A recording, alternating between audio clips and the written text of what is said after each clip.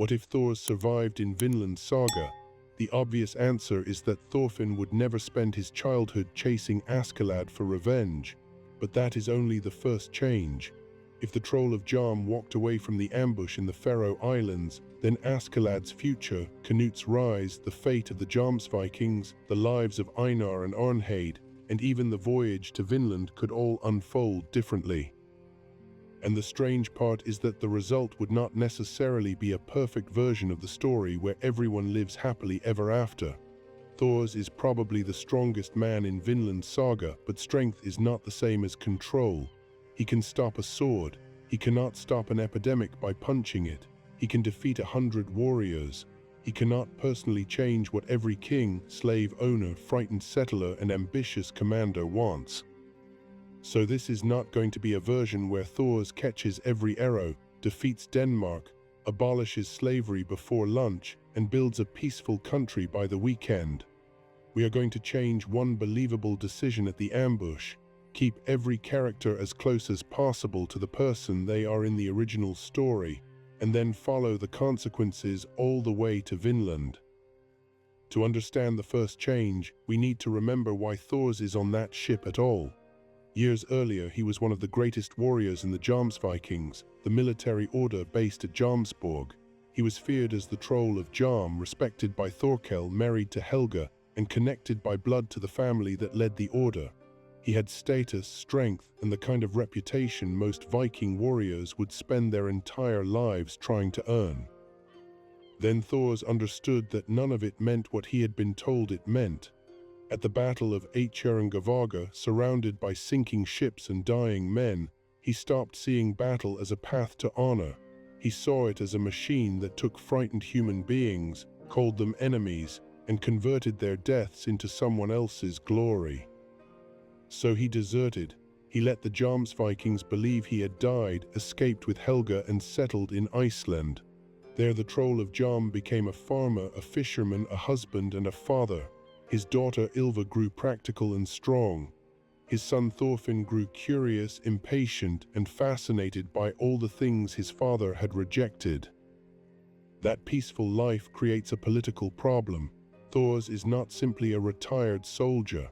He is a deserter with a claim through Helga's family that could one day complicate the leadership of the Jomsvikings. Floki has ambitions for the order and no reason to trust a man strong enough to threaten them. Even if Thors never intends to return, his existence gives Floki's enemies a name around which they could gather. When King Sweyn prepares another campaign in England, Floki arrives in Iceland with an order for Thors to rejoin the army. The command gives him a perfect excuse to remove the deserter. If Thors refuses, Floki can punish the village. If he obeys, Floki can arrange for him to die before he ever reaches the Danish force. That is where Askeladd enters the story. Floki hires his mercenary band to wait in the Faroe Islands and kill Thors. Askeladd has no personal hatred for the man. It is work, and difficult work is usually expensive work. He positions archers above the narrow passage and allows Thor's ship to enter the trap. Thors boards the pirate's vessel alone. He defeats armed men with his hands and the flat of a blade, refusing to kill even when killing would be easier. Askeladd immediately sees that this is not ordinary mercy. Thors is not sparing people because he lacks the nerve to finish them. He is sparing them while demonstrating that he could finish them whenever he chooses. The two men duel. Thors wins. Askeladd's sword breaks, his tricks fail, and for a brief moment he looks at the man in front of him as if he has found something he did not know he was searching for. He even asks Thors whether he wants to become the leader of the band. In the original story, Askeladd turns the moment into another trick. Hidden archers aim at Thorfinn and the villagers. Thors surrenders to save them and the arrows kill him. Askeladd completes Floki's contract, while Thorfinn builds the next 11 years of his life around revenge. But Askeladd does hesitate. That matters. He is a man who despises much of the Viking world even while profiting from it. He was raised by an enslaved Welsh mother who told him stories about Artorius, the hero who would return and save Britain. He has spent his life looking at Danish warriors and seeing men who are loud, predictable, and easy to manipulate. Then he meets Thors, a warrior strong enough to dominate everyone around him who has voluntarily rejected domination. Askeladd does not understand the choice, but he recognizes that it is rare. When he jokingly offers Thor's command, a small part of him may not be joking at all. Our alternate timeline begins with Askeladd deciding that Floki's money is less valuable than the man standing in front of him. The archers raise their bows. Thors looks toward the cliff. Thorfinn is trapped. Ari and the young villagers are trapped. Leif's ship cannot turn in the narrow water quickly enough. Every fact of the original sacrifice remains in place. Then Askeladd lifts one hand and orders the archers to lower their weapons. His men are confused. Bjorn is probably the first to challenge him. They accepted a contract. They position the ships. They have already fought. Letting the target leave makes them look weak and risks Floki refusing payment. More importantly, a mercenary commander survives through reputation. If employers hear that Askeladd becomes sentimental after losing a duel, future negotiations become much less profitable. Askeladd does not describe it as sentiment. He says the terms were clear. Thors won, so the hostages go free. If Floki dislikes the outcome, Floki should have hired better men or come to the pharaohs himself. It is exactly the kind of answer Askeladd would give. It protects his pride, insults Floki, and converts a moral decision into a professional technicality. His crew may not like it, but they have just watched Thors defeat most of them without taking a life. Starting the fight again is no longer an attractive way to prove a point. Thors does not celebrate. He knows Floki will try again. The ambush has revealed that the royal summons was only a cover, and that returning quietly to Iceland would place every family in the village under the same threat. Next time, Floki may not hire a man capable of changing his mind. So Thors offers a solution that surprises Leif and terrifies Thorfinn. He will continue to the Danish army. If Thors appears publicly at the military gathering and obeys the king's order, Floki loses the protection of secrecy. Killing a hidden deserter on a remote voyage is one thing. Murdering the famous troll of Jom in front of commanders who respect him is another. Thors does not need to expose the contract immediately. He only needs enough people to see that he is alive. Askeladd likes this plan because it makes Floki uncomfortable. It also creates leverage. If Floki refuses to pay, Askeladd can explain exactly why the assassination failed and exactly who ordered it. Floki cannot accuse Askeladd of betraying a secret agreement without admitting the agreement existed. Leif wants to turn the ship around and take everyone home. Thors asks him to return the young villagers to Iceland, tell Helga the truth, and keep the settlement prepared to leave if Floki sends men. Leif hates the idea, but he understands that sailing home with Thors would merely guide the next assassins to the village. The hardest question is Thorfinn. In the original story, the boy remains with Askeladd because grief has destroyed every command his father ever gave him. In this version, Thors is alive, standing in front of him and very capable of placing him on Leif's ship. Thorfinn argues, shouts, and insists that he can help. He points to the dagger and says he is not a child. Thors looks at the weapon and sees how close his son came to inheriting the life he escaped. He does not answer with another mysterious sentence about true warriors. He kneels and explains the immediate truth. Courage does not mean following danger whenever it appears.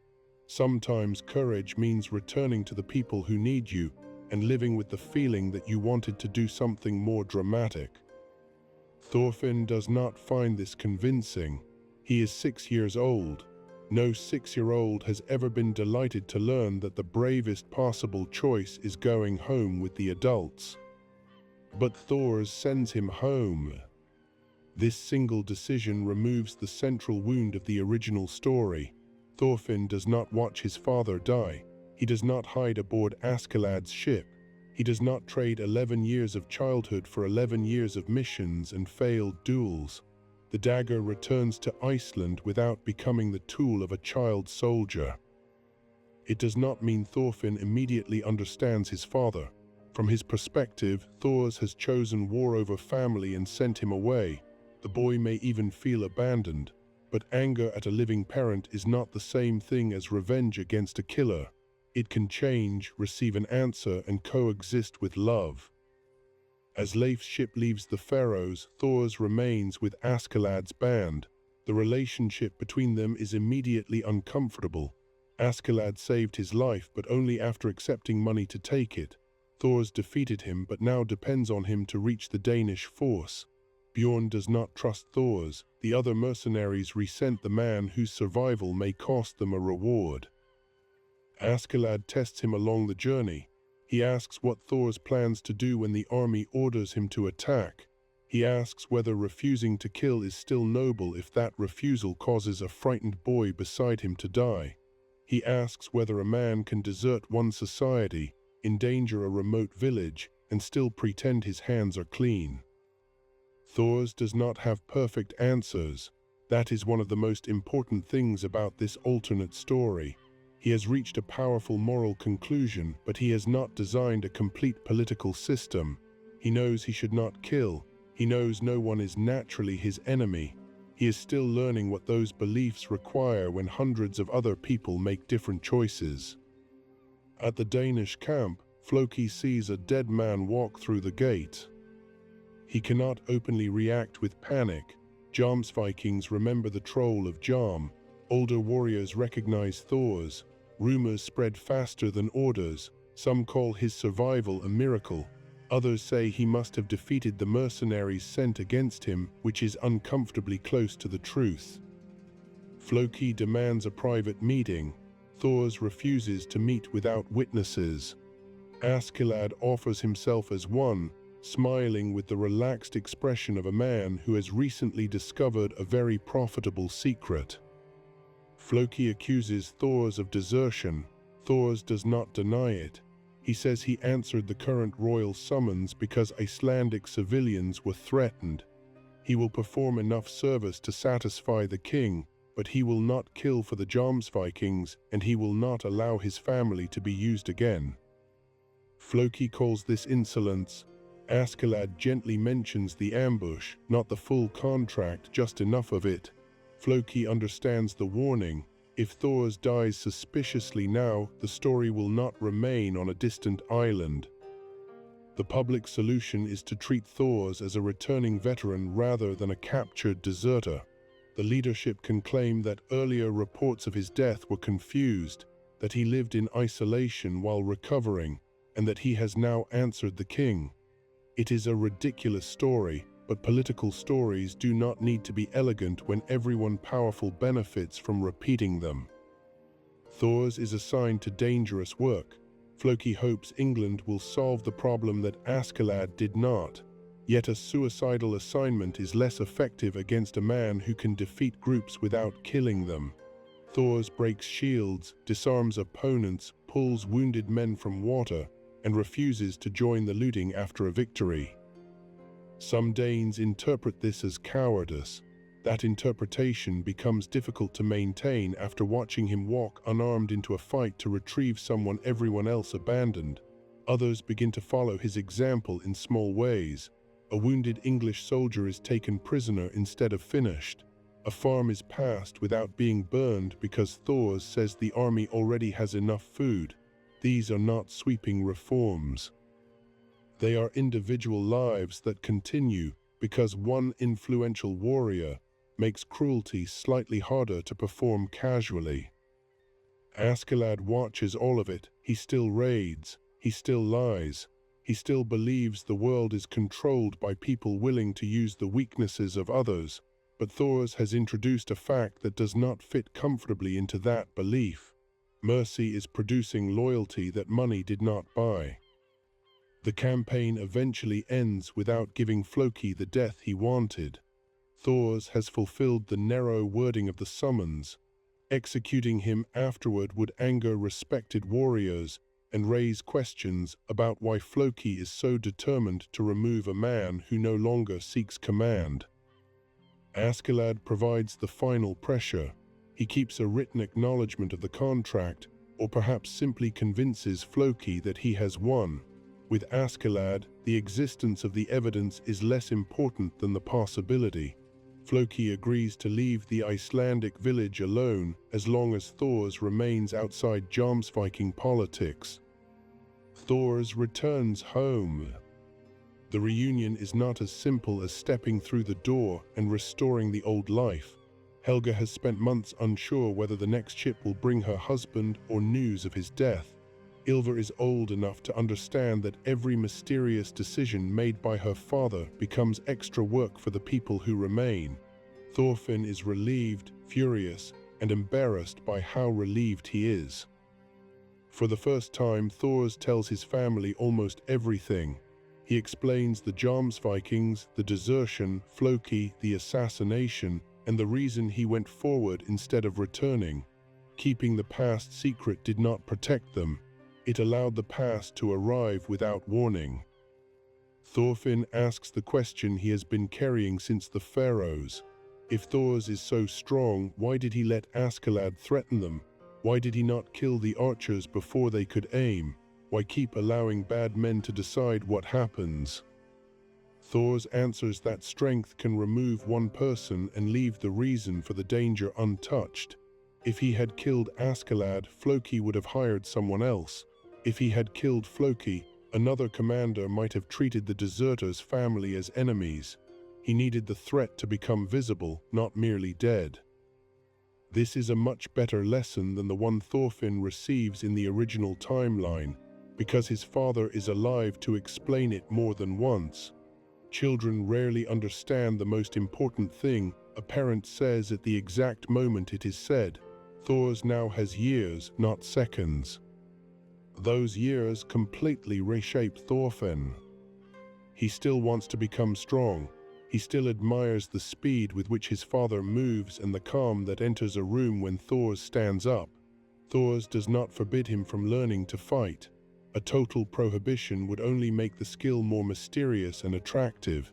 Instead, he teaches wrestling, balance, distance, and how to control another person without breaking them. Every lesson ends when Thorfinn becomes angry. Thors explains that a fighter who can be controlled through insult is not powerful. He is a tool waiting for someone else to pick him up. This is the lesson Askeladd had to beat into the original Thorfinn over 11 miserable years. Here, it is learned in a field behind the family home. Leif teaches him the sea. Ylva teaches him that a grand principle is not an excuse to avoid carrying water. Helga teaches him the family histories Thors once tried to bury. The boy grows with several kinds of strength around him, which prevents combat from becoming the only one he can recognize. He also hears more about Vinland. As a small child, he loved the thought of grapes, forests, and adventure beyond the horizon. As he grows older, Thors explains why a land beyond the authority of Danish kings appealed to him. Iceland was a refuge, but it was still connected to Europe through trade, family, and command. Distance can delay violence. It cannot guarantee that violence never arrives. Thors begins thinking seriously about going west. Not immediately. A voyage requires ships, supplies, knowledge, and people willing to accept the risk. He also understands that a land is not empty merely because a Norse sailor has not placed it on a familiar map. Leif met people across the Western Ocean. Any settlement would have to begin with their consent, not the assumption that distance creates ownership. This idea becomes part of Thorfinn's childhood instead of a dream recovered after slavery. He does not need to descend into hatred before imagining a country without war. The hope is there from the beginning, connected to work rather than escape. The difference reaches people Thorfinn never meets. In the original timeline, young Thorfinn becomes Askeladd's scout and assassin. During one raid, he kills the inventor Hrafnkel, leaving Hrafnkel's daughter Hild wounded and alone. Hild survives, becomes a hunter, and dedicates years to finding the man who destroyed her life. In this timeline, Thorfinn is in Iceland. Hrafnkel may still live in a dangerous world. Another raiding party could reach his home. Askeladd's band continues taking contracts, and removing one child from it does not transform every mercenary. But the exact raid changes because Askeladd no longer has his smallest and fastest infiltrator. A wall opens later. A warning arrives sooner. Hrafnkel and Hild have a better chance to escape. That is how counterfactual history works. Thors does not personally rescue Hild. He simply keeps Thorfinn from being the person who kills her father. A life can be saved by someone who never knows it was in danger. Askeladd's own future also changes during these quiet years. He has no furious child following him, demanding duels and completing impossible missions. At first this seems like a minor inconvenience. Thorfinn was useful, but Askeladd commanded many warriors. Over time, the missing scout matters. Certain gates remain closed longer. Certain enemy commanders survive. Certain messages arrive too late. Askeladd still succeeds more often than most men because his real weapon is his understanding of people, but his victories cost more. He may lose a few additional members of the band. Bjorn becomes even more essential. More subtly, Askeladd loses the strange relationship that made him a father to the son of the man he killed. He never has to look at Thorfinn and see the continuing consequence of the Pharaoh contract. Sparing Thors removed one future burden, but it also removed the person through whom Askeladd might have passed on his hardest lessons. The two men occasionally hear news of each other. Traders mention the mercenary with the fox-like smile.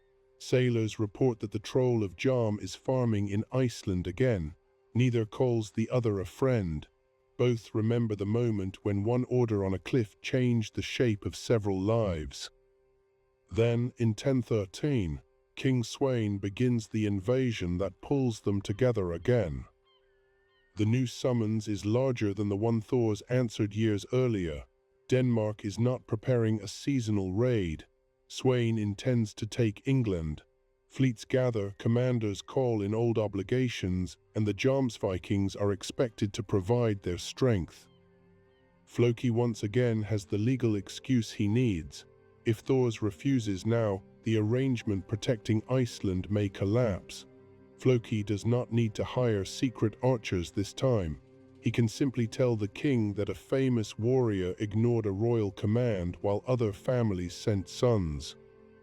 Thors decides to go, but the choice feels different. He is no longer trying to prove compliance after an ambush. He knows exactly what the Danish army will do to English towns. By joining, even as a man who refuses to kill, he risks lending his name to the invasion. Thorfinn is now about 17. He has spent most of his life hearing that people should not be enemies, and he is old enough to ask whether staying in Iceland while English farmers are attacked is really a peaceful act. If Thors goes alone, the army may use him without anyone beside him who shares his purpose. Thorfinn wants to help protect civilians, tend the wounded, and learn what the world beyond Iceland is actually like. Thors refuses at first. The memory of the small boy hidden on Leif's ship has not faded, but this is no longer a child asking to imitate a warrior. Thorfinn has trained for years, understands the rule against killing, and can make his own decision. Preventing him by force would turn fatherly protection into the same kind of control Thors condemns in Kings.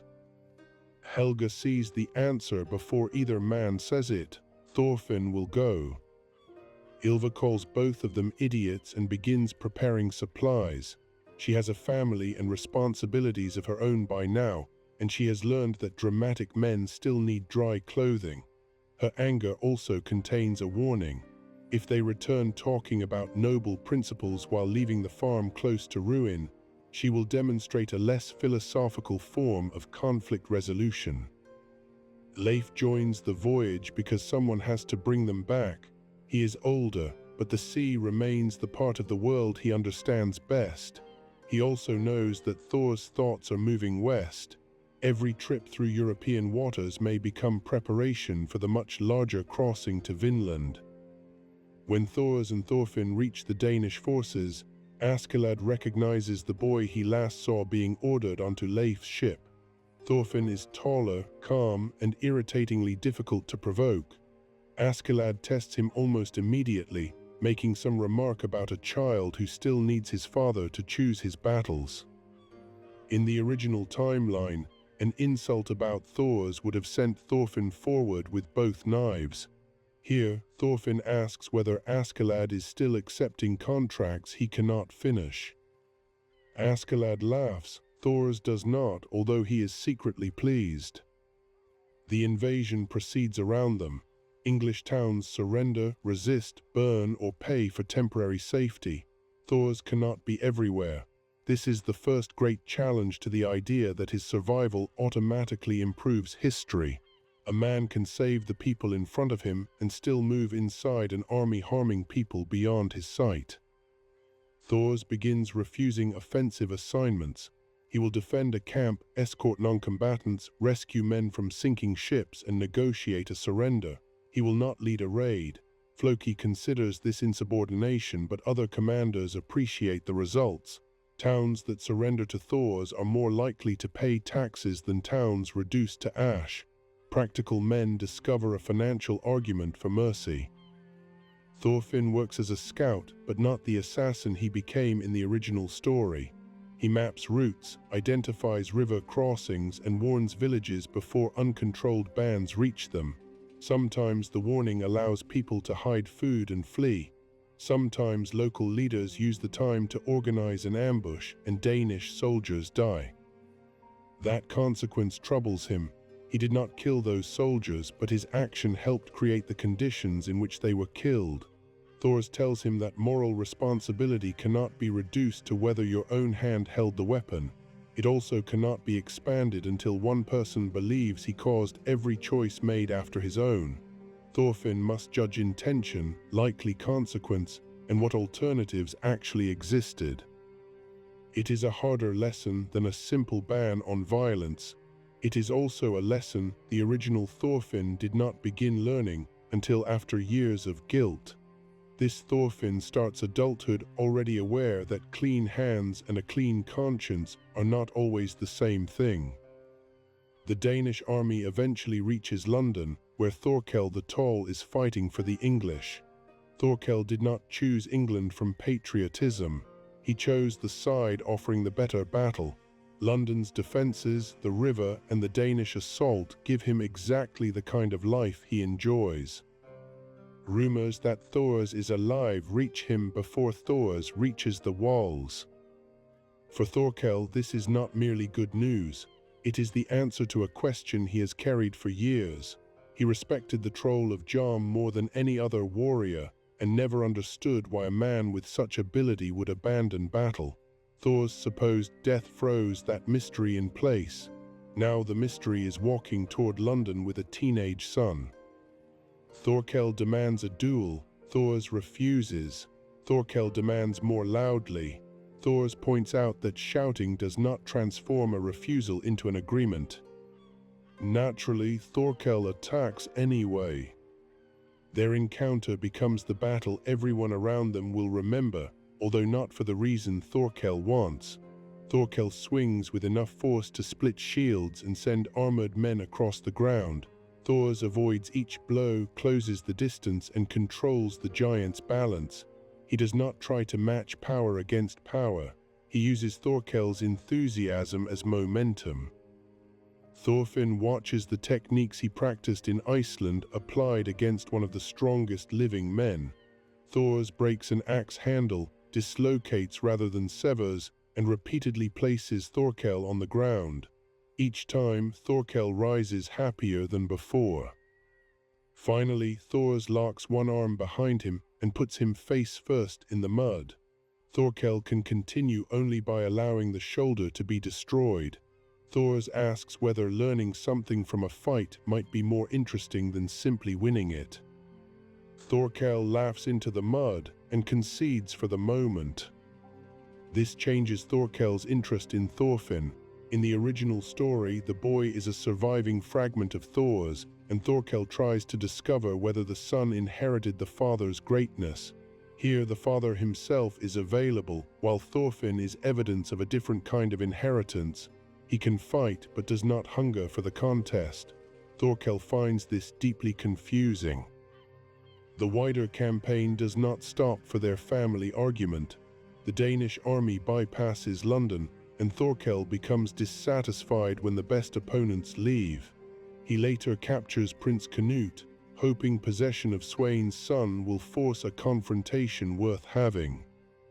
Canute is still the quiet 17-year-old protected by Ragnar. Thor's survival has not yet touched his childhood. He has still been raised as the less favored prince, still sheltered from court, still taught religion more than command, and still placed in a military campaign where his father may expect him to die conveniently. Askeladd sees the political opportunity. Rescuing Canute could place a royal claimant in his debt and create leverage for the protection of Wales. Without the original Thorfinn, Askeladd would normally lack the scout capable of reaching Thorkel's position. Now an older, more disciplined Thorfinn is nearby, along with the one warrior Thorkel actually respects.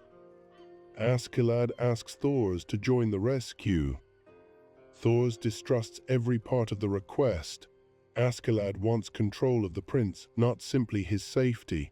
But leaving Canute with Thorkel means leaving a sheltered young man inside a political game he barely understands. Thors agrees on the condition that Ragnar remains with Canute, and that the prince is free to make his own choice after the escape. Askeladd agrees far too easily. Thors knows this means the argument is not finished. The rescue succeeds through a combination of methods. Thorfinn scouts the route and reaches Canute's guards without killing them. Askeladd creates confusion by spreading false information about the direction of the Danish force. Thors makes himself visible at the point where Thorkel will notice him. Thorkel notices. While the giant pursues the rematch he was promised only in his own imagination, Canute, Ragnar, Willibald, and a smaller group escape. Thors withdraws after them. Thorkel realizes the trick and follows with delighted outrage. The winter chase across England begins much as it did in the original story, but the balance inside Askeladd's group is different. Canute still depends on Ragnar. Askeladd still believes that dependence makes the prince politically useless. The mercenaries still grow tired, cold, and suspicious. Thorkel still approaches. The difference is that Thors stands between Askeladd and the easiest solutions. Askeladd considers arranging Ragnar's death.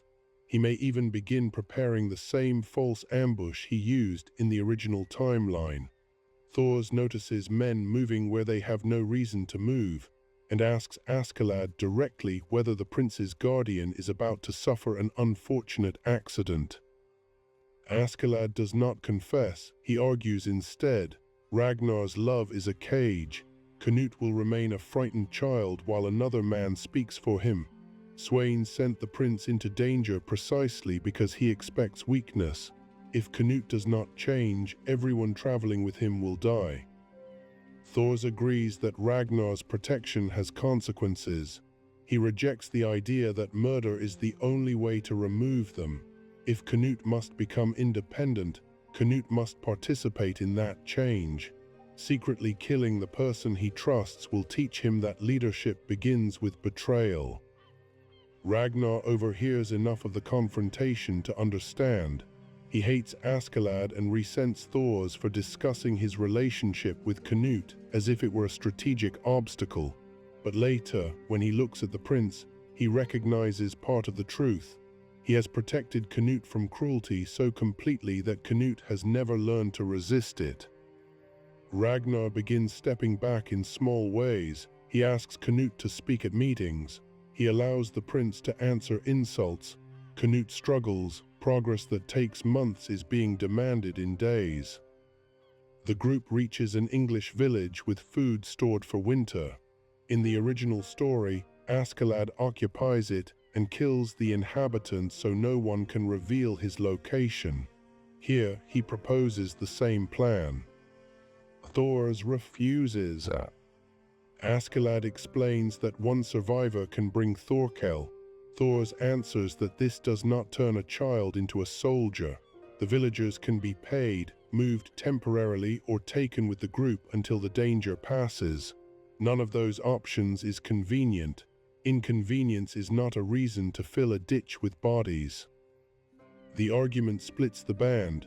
Some men support Askeladd because secrecy may save them. Others have watched Thors protect their wounded and are unwilling to fight him over the right to massacre farmers. Bjorn stands with Askeladd, but even he knows what a battle against Thors would cost. Askeladd yields. The villagers are confined rather than killed. Their food is taken with promises of compensation, and guards watch the roads.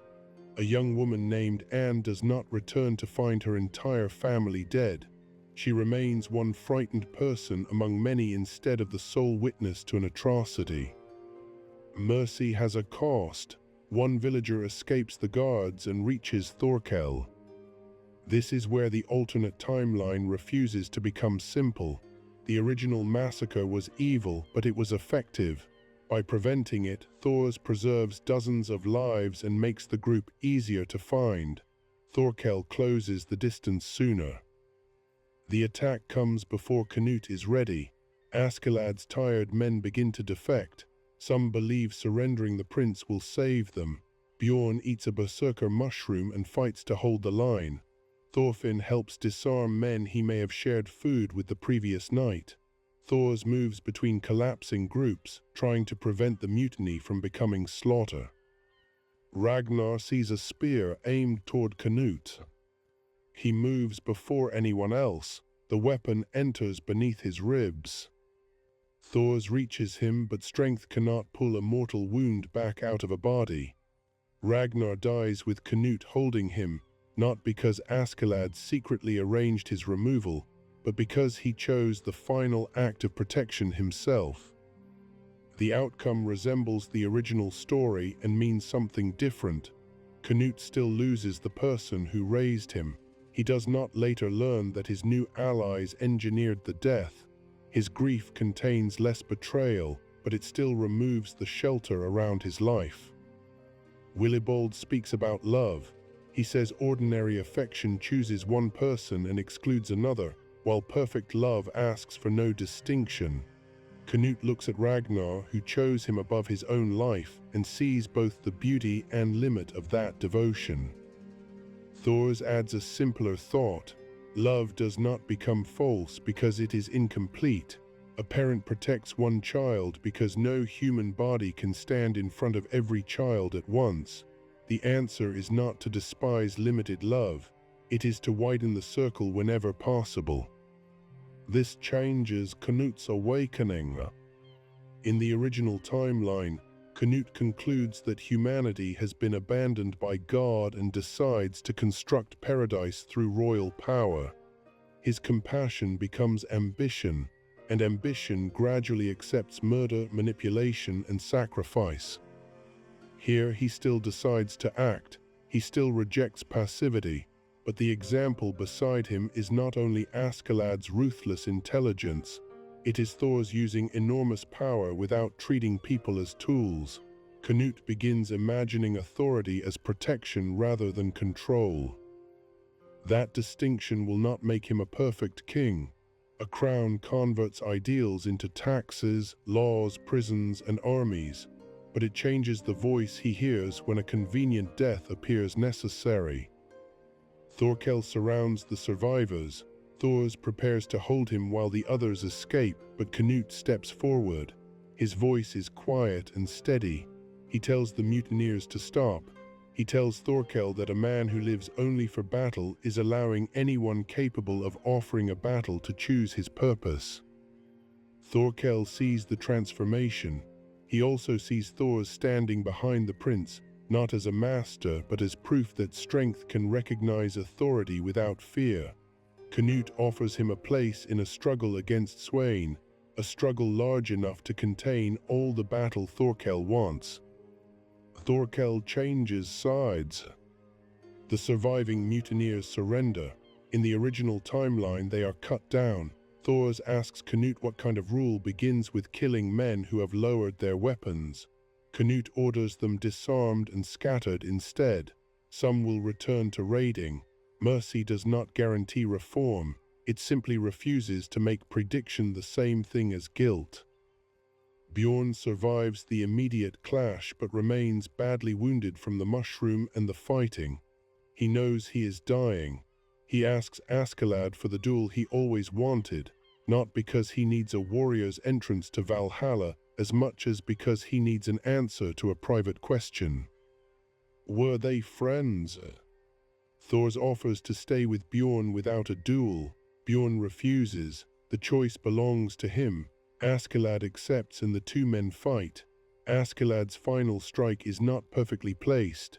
Bjorn suffers for a moment and the flaw reveals what Askeladd tries hardest to hide. Only after Bjorn falls does Askeladd call him a friend. Thorfinn witnesses this death without attaching revenge to it. He sees that Askeladd cared, that pride prevented him from speaking sooner, and that a culture teaching men to express love through mortal combat leaves them very little time for honesty. Canute's new faction moves toward King Sweyn. Thorkel brings military credibility. Askeladd brings strategy. Thors brings a reputation no Jomsviking can dismiss. Thorfinn brings information and a growing ability to see when each older man is lying to himself. Sweyn recognizes the danger immediately. Canute is no longer the timid son sent away to disappear. The prince now has commanders, a claim, and the confidence to speak before armed men. Sweyn begins separating the alliance at its weakest points. He discovers Askeladd's loyalty to Wales. At the royal gathering in York, Sweyn announces that Wales may be the next target of Danish power. The threat is deliberately cruel. If Askeladd submits, he helps destroy his mother's homeland. If he resists, he exposes Canute as the leader of a rebellious faction before that faction is ready. Thors sees the trap. He suggests leaving the hall, taking Canute west, and building support over time. Thorkel hates the idea because it lacks an immediate fight. Canute understands that flight could preserve their lives but surrender the initiative to his father. Askeladd has already chosen another answer. Before he moves, he speaks privately to Thors. Years ago, Thors forced him to honor a bargain at the Faroes. Since then, Askeladd has wondered whether mercy was wisdom or a moment of weakness. He says he still does not know. He only knows that the decision produced a son who can look at war without loving it, and a prince who may rule without becoming his father. Then he asks Thors not to stop him. Askeladd enters the hall, declares his true name, Lucius Artorius Castus, and kills King Sweyn. Chaos erupts. Askeladd performs madness, attacking guards and making the assassination appear to be the act of one deranged man. Thorkel starts forward, uncertain whether he is witnessing treason or the greatest invitation to a duel in his life. Thors blocks him. This is the hardest non-action of Thor's alternate life. He could restrain Askeladd. He could save some of the guards. He could expose the political performance. Doing so would leave Canute beside his murdered father with no clear way to deny involvement and Wales still marked for invasion. Canute understands the role Askeladd has created for him. The prince must be the loyal son who kills the assassin. Anything less invites civil war. He drives the sword into Askeladd. Thorfinn reaches the dying man. There is no 11-year hatred between them, but there is a strange connection that began when Askeladd spared his father. During the campaign, Askeladd taught him how motives hide behind speeches and how a clever person can change a battlefield before weapons meet. Thorfinn dislikes him, admires him, and finally understands that a human being can be both monstrous and valuable without either truth cancelling the other. Askeladd tells him not to become a copy of Thors. The advice sounds insulting until he explains. Thors found his answer after living as a warrior. Thorfinn has grown beneath that answer and may be tempted to treat it as a rule delivered complete. He must test it against his own life, notice where his father is wrong, and go farther. Then Askeladd dies. In the original story, his death leaves Thorfinn empty because revenge was the only future he had imagined. Here it leaves Thorfinn grieving and thoughtful. He does not attack Canute. He sees the political necessity, even if he hates it. He remains free. Canute leaves the hall with a path toward the throne. Thorkel leaves with a new ruler to follow. Thors leaves knowing that he stood still while a man died for a political outcome. Thorfinn leaves with Askeladd's final challenge. Thors survived the Faroe Islands, and because he did, Thorfinn reaches adulthood without becoming a killer.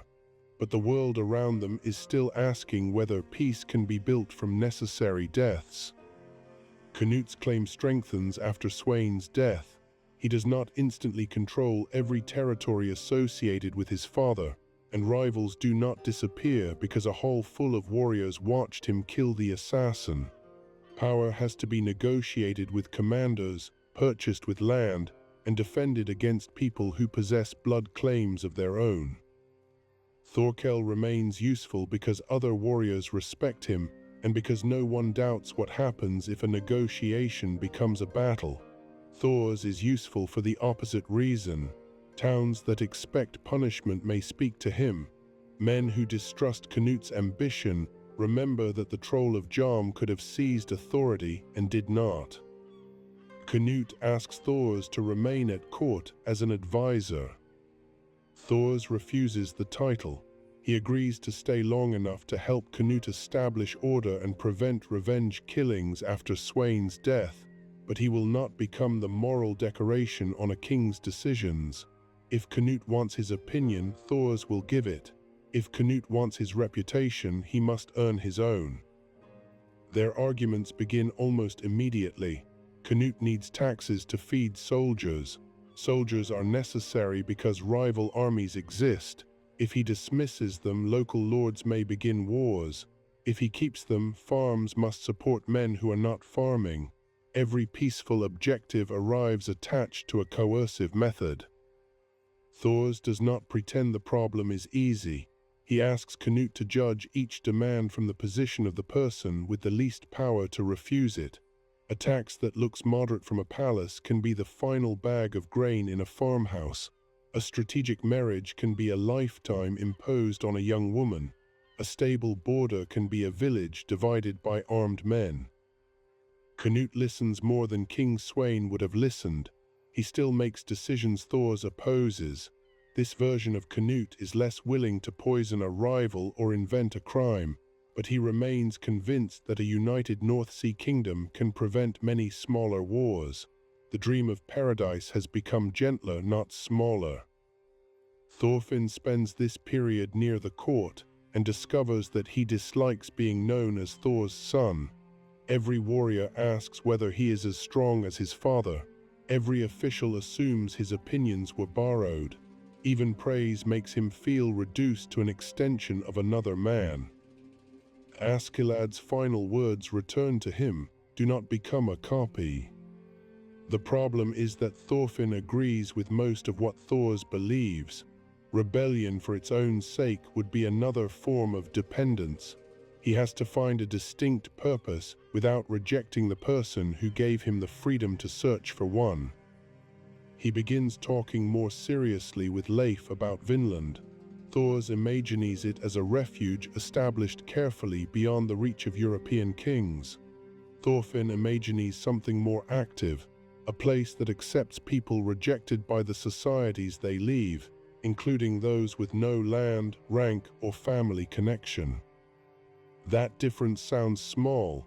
It will eventually determine who they invite to cross the ocean. After England is secured, Thors, Thorfinn, and Leif return to Iceland. Helga welcomes them. Ylva complains that they have somehow returned with fewer useful possessions than they took. Thorfinn goes back to the farm, but Europe no longer feels like a distant collection of stories. He has seen an army consume food faster than villages can grow it. He has seen a prince become a ruler and a clever man turn his own death into policy. He has also seen what his father cannot do. Thors can interrupt cruelty when he is present. The moment he leaves, the structure remains. Thorfinn starts asking whether a peaceful society needs more than unusually good individuals. It may need rules, shared authority, and ways to handle fear before the strongest person in the room is asked to decide. Several years pass while Canute consolidates England and later Denmark. The king's need for money grows. Garrisons must be paid, fleets maintained, and allies rewarded. Even a less ruthless Canute confronts the same arithmetic as the original one. One of the wealthiest agricultural estates in Denmark belongs to Ketil. His farm produces wheat through the labor of free workers, tenants, retainers, and enslaved people. Ketil has cultivated the reputation of Iron Fist Ketil, a legendary warrior who settled into farming. The story protects him. Men are less likely to test a landowner they imagine capable of crushing them. In reality, Ketil fears violence. That fear could have made him compassionate. Instead, it encourages him to build a world where other people absorb danger on his behalf. Canute's advisors identify the farm as a source of revenue. In the original timeline, they manipulate Ketil's insecure younger son Ulmer into killing a royal messenger, creating a legal excuse to seize the estate. This Canute considers the plan and rejects it. Thor's influence survives in the moment. If the king wants resources, he will make the demand openly rather than manufacture guilt. The decision prevents one injustice and creates another problem. Ketil is ordered to provide a heavy contribution of grain and silver. He interprets the demand as the beginning of confiscation. Thorgil, his older son, believes only strength earns respect. Ulmer still wants desperately to prove he is a warrior. The household begins preparing for a confrontation that Canute has not yet chosen. Canute asks Thors to negotiate. By this time, Thors has no desire to return to royal business, but Ketil's farm is also one of the few places capable of selling the grain, livestock, tools, and seed a Western expedition would need. Thors agrees to travel there with Thorfinn and Leif, representing neither side completely. They will explain the king's demand, examine whether the farm can meet it without starvation, and discuss trade for Vinland. The arrangement is politically untidy, which may be why Canute trusts it. At the farm, Thorfinn meets Einar. Einar's life has unfolded exactly as it did in the original timeline up to this point. Viking raiders attacked his English village, killed his mother and sister, carried him across the sea, and sold him. Ketil purchased him with the promise that he could buy freedom by clearing forest and raising crops. But the slave working beside him is not a silent, traumatized Thorfinn. Einar has been clearing the field mostly alone, assisted by other laborers when Ketil permits it. Progress is slower. He has no friend waking from nightmares, no partner who can swing an axe all day, and no one with whom to imagine life after freedom. When he hears the name Thors, he recognizes it as the name of a Danish warrior. When he hears Thorfinn speak with men connected to King Canute, he assumes the visitors are another part of the system that destroyed his home. Thorfinn tries to introduce himself. Einar asks how many English farms his family burned. The question lands differently than it would have in the original story. This Thorfinn did not burn them. He can truthfully say he never joined a raid and never killed an English farmer. For one instant, innocence offers him a comfortable wall. Then he remembers scouting for the Danish army, eating food collected through conquest, and benefiting from the fear attached to his father's name. He answers that he does not know how many farms supported the army that supported him. Einar expected denial. The uncertainty disarms him. Thorfinn visits the field again the next day. He helps remove a stump, not because Einar needs a legendary warrior's son to rescue him from agriculture, but because shared work creates a conversation that argument cannot. Einar teaches him how the Danish soil differs from Icelandic ground. Thorfinn describes Vinland. Einar is skeptical. A distant country does not become peaceful because the people arriving say they dislike war. Raiders say many things before they need food. Kings call taxes protection. Masters call ownership kindness. This is the criticism Thorfinn needs. Thors taught him that no one is an enemy. Einar asks what happens after the sentence.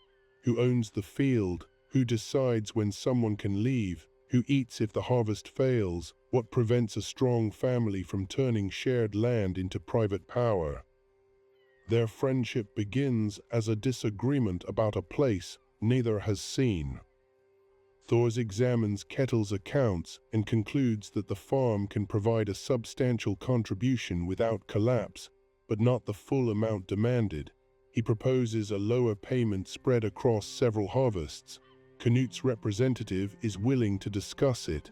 Ketil hears only that outsiders are measuring how much of his property they can take. The word property includes Arnheid. Arnheid is an enslaved woman kept near Ketil's household. He depends on her for comfort and describes the relationship as love, but a person who cannot leave cannot freely choose the role he has given her. Thorfinn understands the contradiction intellectually. Einar understands it emotionally because he has begun caring for her. Arnheid has a history neither man can solve for her. She once lived with her husband Gardar and their son Hjolti. When the men of their community left to fight over iron, raiders found the village undefended. Hjolti was killed. Arnheid and Gardar were enslaved separately. Gardar eventually escapes and comes to Ketil's farm. He is injured, desperate, and transformed by years in which violence was the only language his captors respected. He kills several of Snake's men while searching for Arnheid. Snake, the educated and highly skilled leader of Ketil's guards, captures him after a hard fight. Thors meets Snake beside the prisoner. Each recognizes the other as a person who has lived a much larger life than his current position suggests.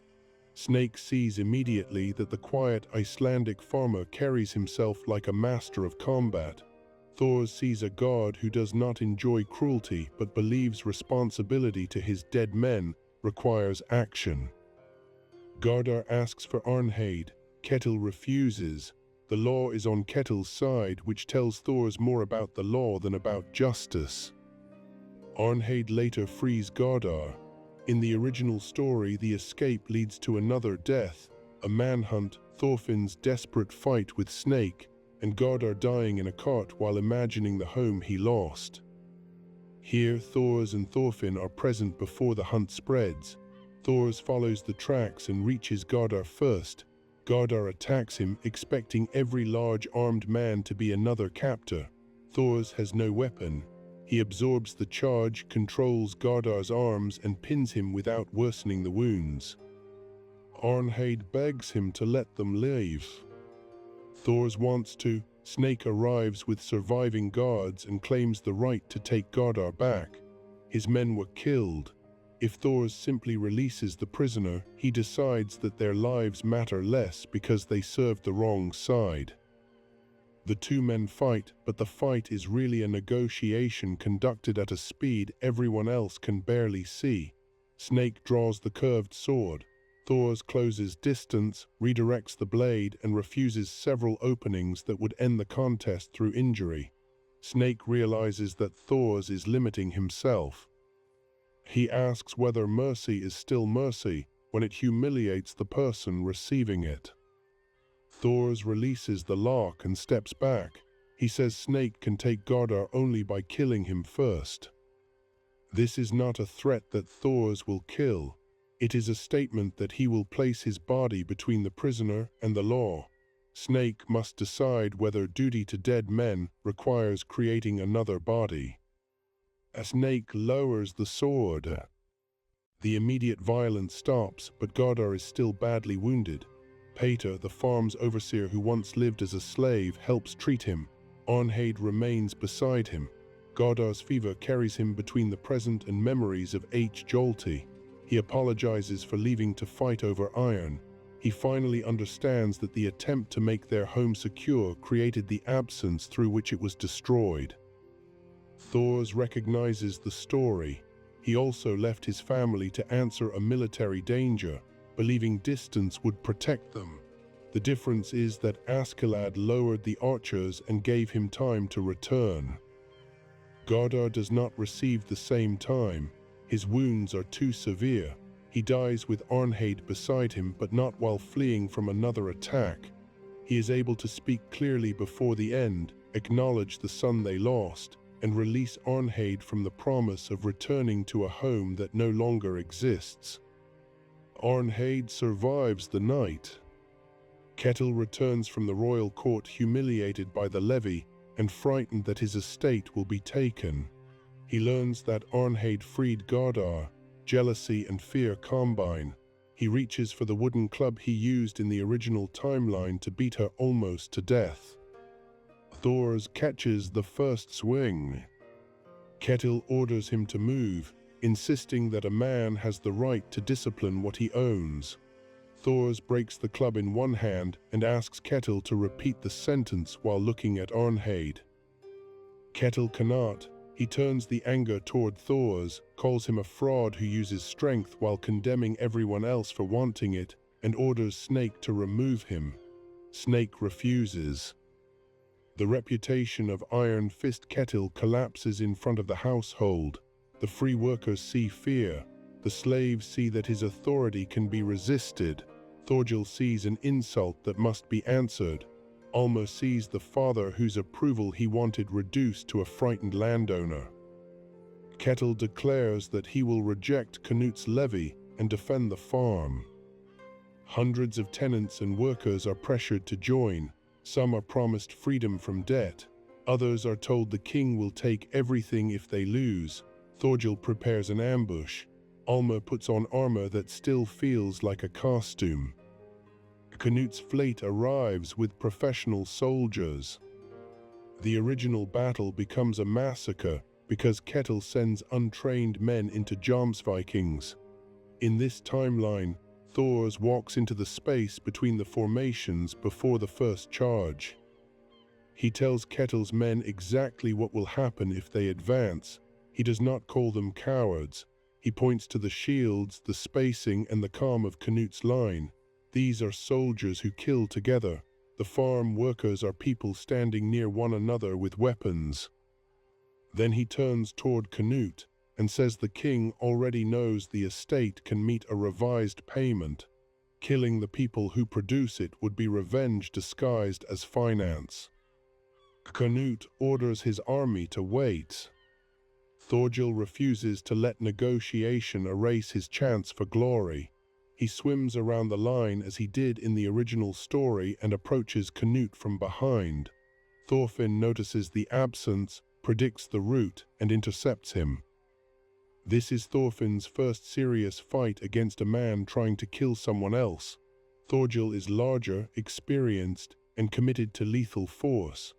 Thorfinn has trained for years under the strongest man alive, but has never tested those lessons with death approaching. Fear makes his first movement stiff. Thorgil cuts his arm. Thorfinn hears Askeladd's voice in memory, warning that inherited rules must survive contact with reality. He changes his footing, allows Thorgil to believe the cut created panic, and uses the next charge to send him into the ground. He takes the sword and places it beyond reach. He does not kill him. Thors arrives a moment later and sees that his son found the answer without being rescued. Almer becomes the person who ends the standoff. He removes his helmet, walks past Ketil, and kneels before Canut. He admits that the farm cannot win and that his family's pride is not worth the lives gathered behind him. Thorgil calls him weak. The workers begin lowering their weapons. Canut accepts the surrender. The estate is not destroyed, but Ketil loses control of it. Alma becomes responsible for meeting the revised royal obligation under supervision from Pater and representatives of the workers. It is not modern democracy appearing magically in 11th century Denmark. It is a practical redistribution of authority away from the man who nearly spent hundreds of lives defending his ownership. Einar, Arnheid, and several other enslaved workers receive freedom as part of the settlement. Canute presents it as a royal concession. Thors insists the king did not create their humanity by signing a document. He merely stopped the law from denying it. Arnheid does not immediately become Einar's wife, and Einar does not expect gratitude to turn into love. She has buried a child and a husband, survived enslavement, and nearly been beaten by the man who claimed to care for her. Freedom begins with the right to decide what she wants before anyone builds another future around her. As she chooses to leave the farm, Einar leaves as well. The field that was meant to purchase his freedom is no longer a chain, but he does not want to remain on land where freedom depended on a king's arrival.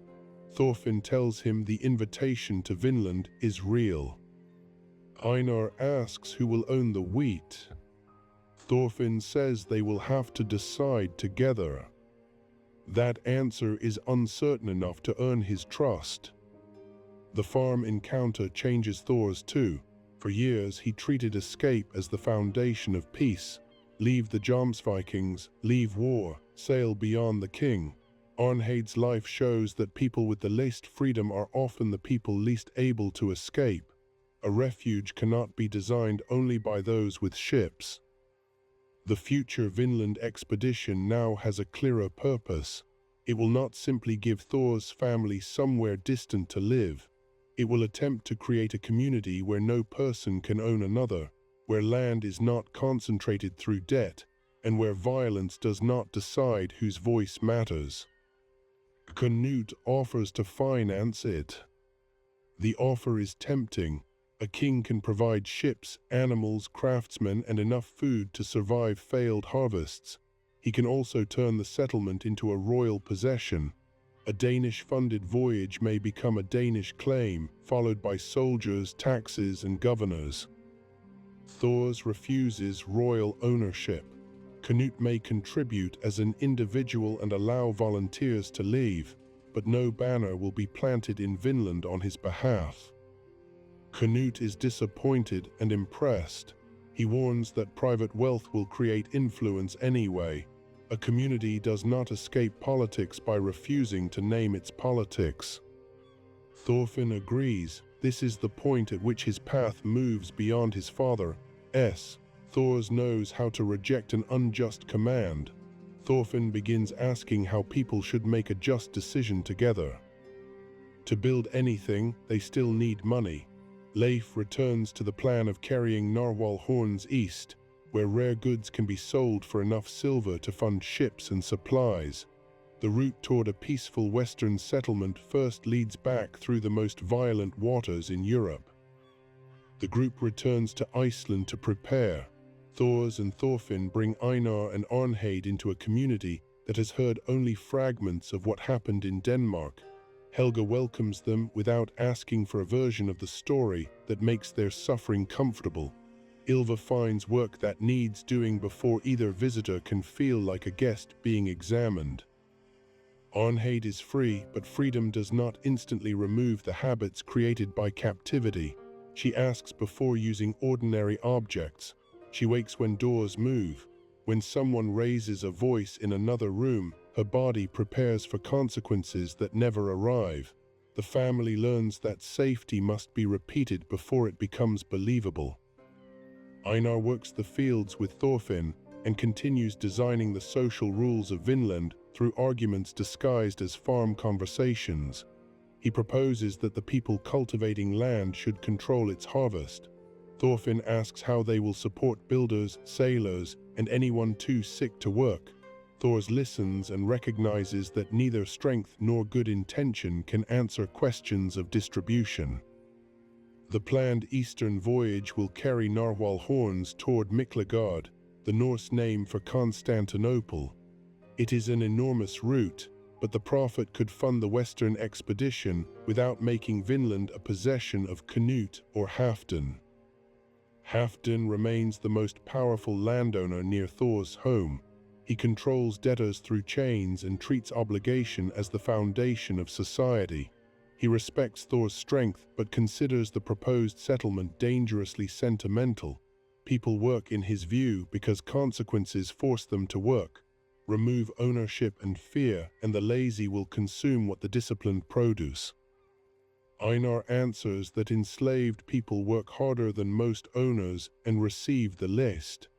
Halfdan does not change his philosophy, but he stops treating the former slave as someone beneath the debate. Gudrid enters the story through Halfdan's family. She grew up in Greenland hearing Leif describe the wider world. She wants to sail, explore, and participate in decisions usually reserved for men. Instead, family expectation repeatedly narrows her future. After the death of her first husband, she is arranged to marry Halfdan's son Sigurd. Sigurd is not a monster. He is proud, insecure, and performing the authority he thinks a future leader requires.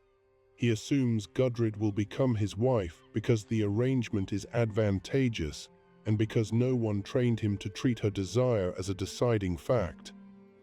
On the wedding night, Gudrid uses a blade to create the distance she needs and escapes. She reaches Leif's ship while the Eastern expedition is preparing to leave. Thors is more cautious about taking her than Thorfinn is. He knows Halfdan can retaliate against the families remaining in Iceland. Gudrid hears the discussion and asks whether the colony without ownership will begin by returning a woman to a marriage she rejected. That settles the moral part of the question. The practical part is handled through a message. Thors tells Halfdan that Gudrid is traveling by her own choice and can return by her own choice. If Halfdan wants to discuss compensation for wedding expenses, they can discuss silver. A human being is not part of the invoice. Sigurd follows them anyway. He tells himself he is recovering his honor. Underneath that language, he is trying to become the man his father expects and terrified of returning as the husband whose bride escaped before sunrise. The merchant crew sails with Thors, Thorfinn, Einar, Arnheid, Gudrid, Leif, and Bugeyes, Leif's adopted son.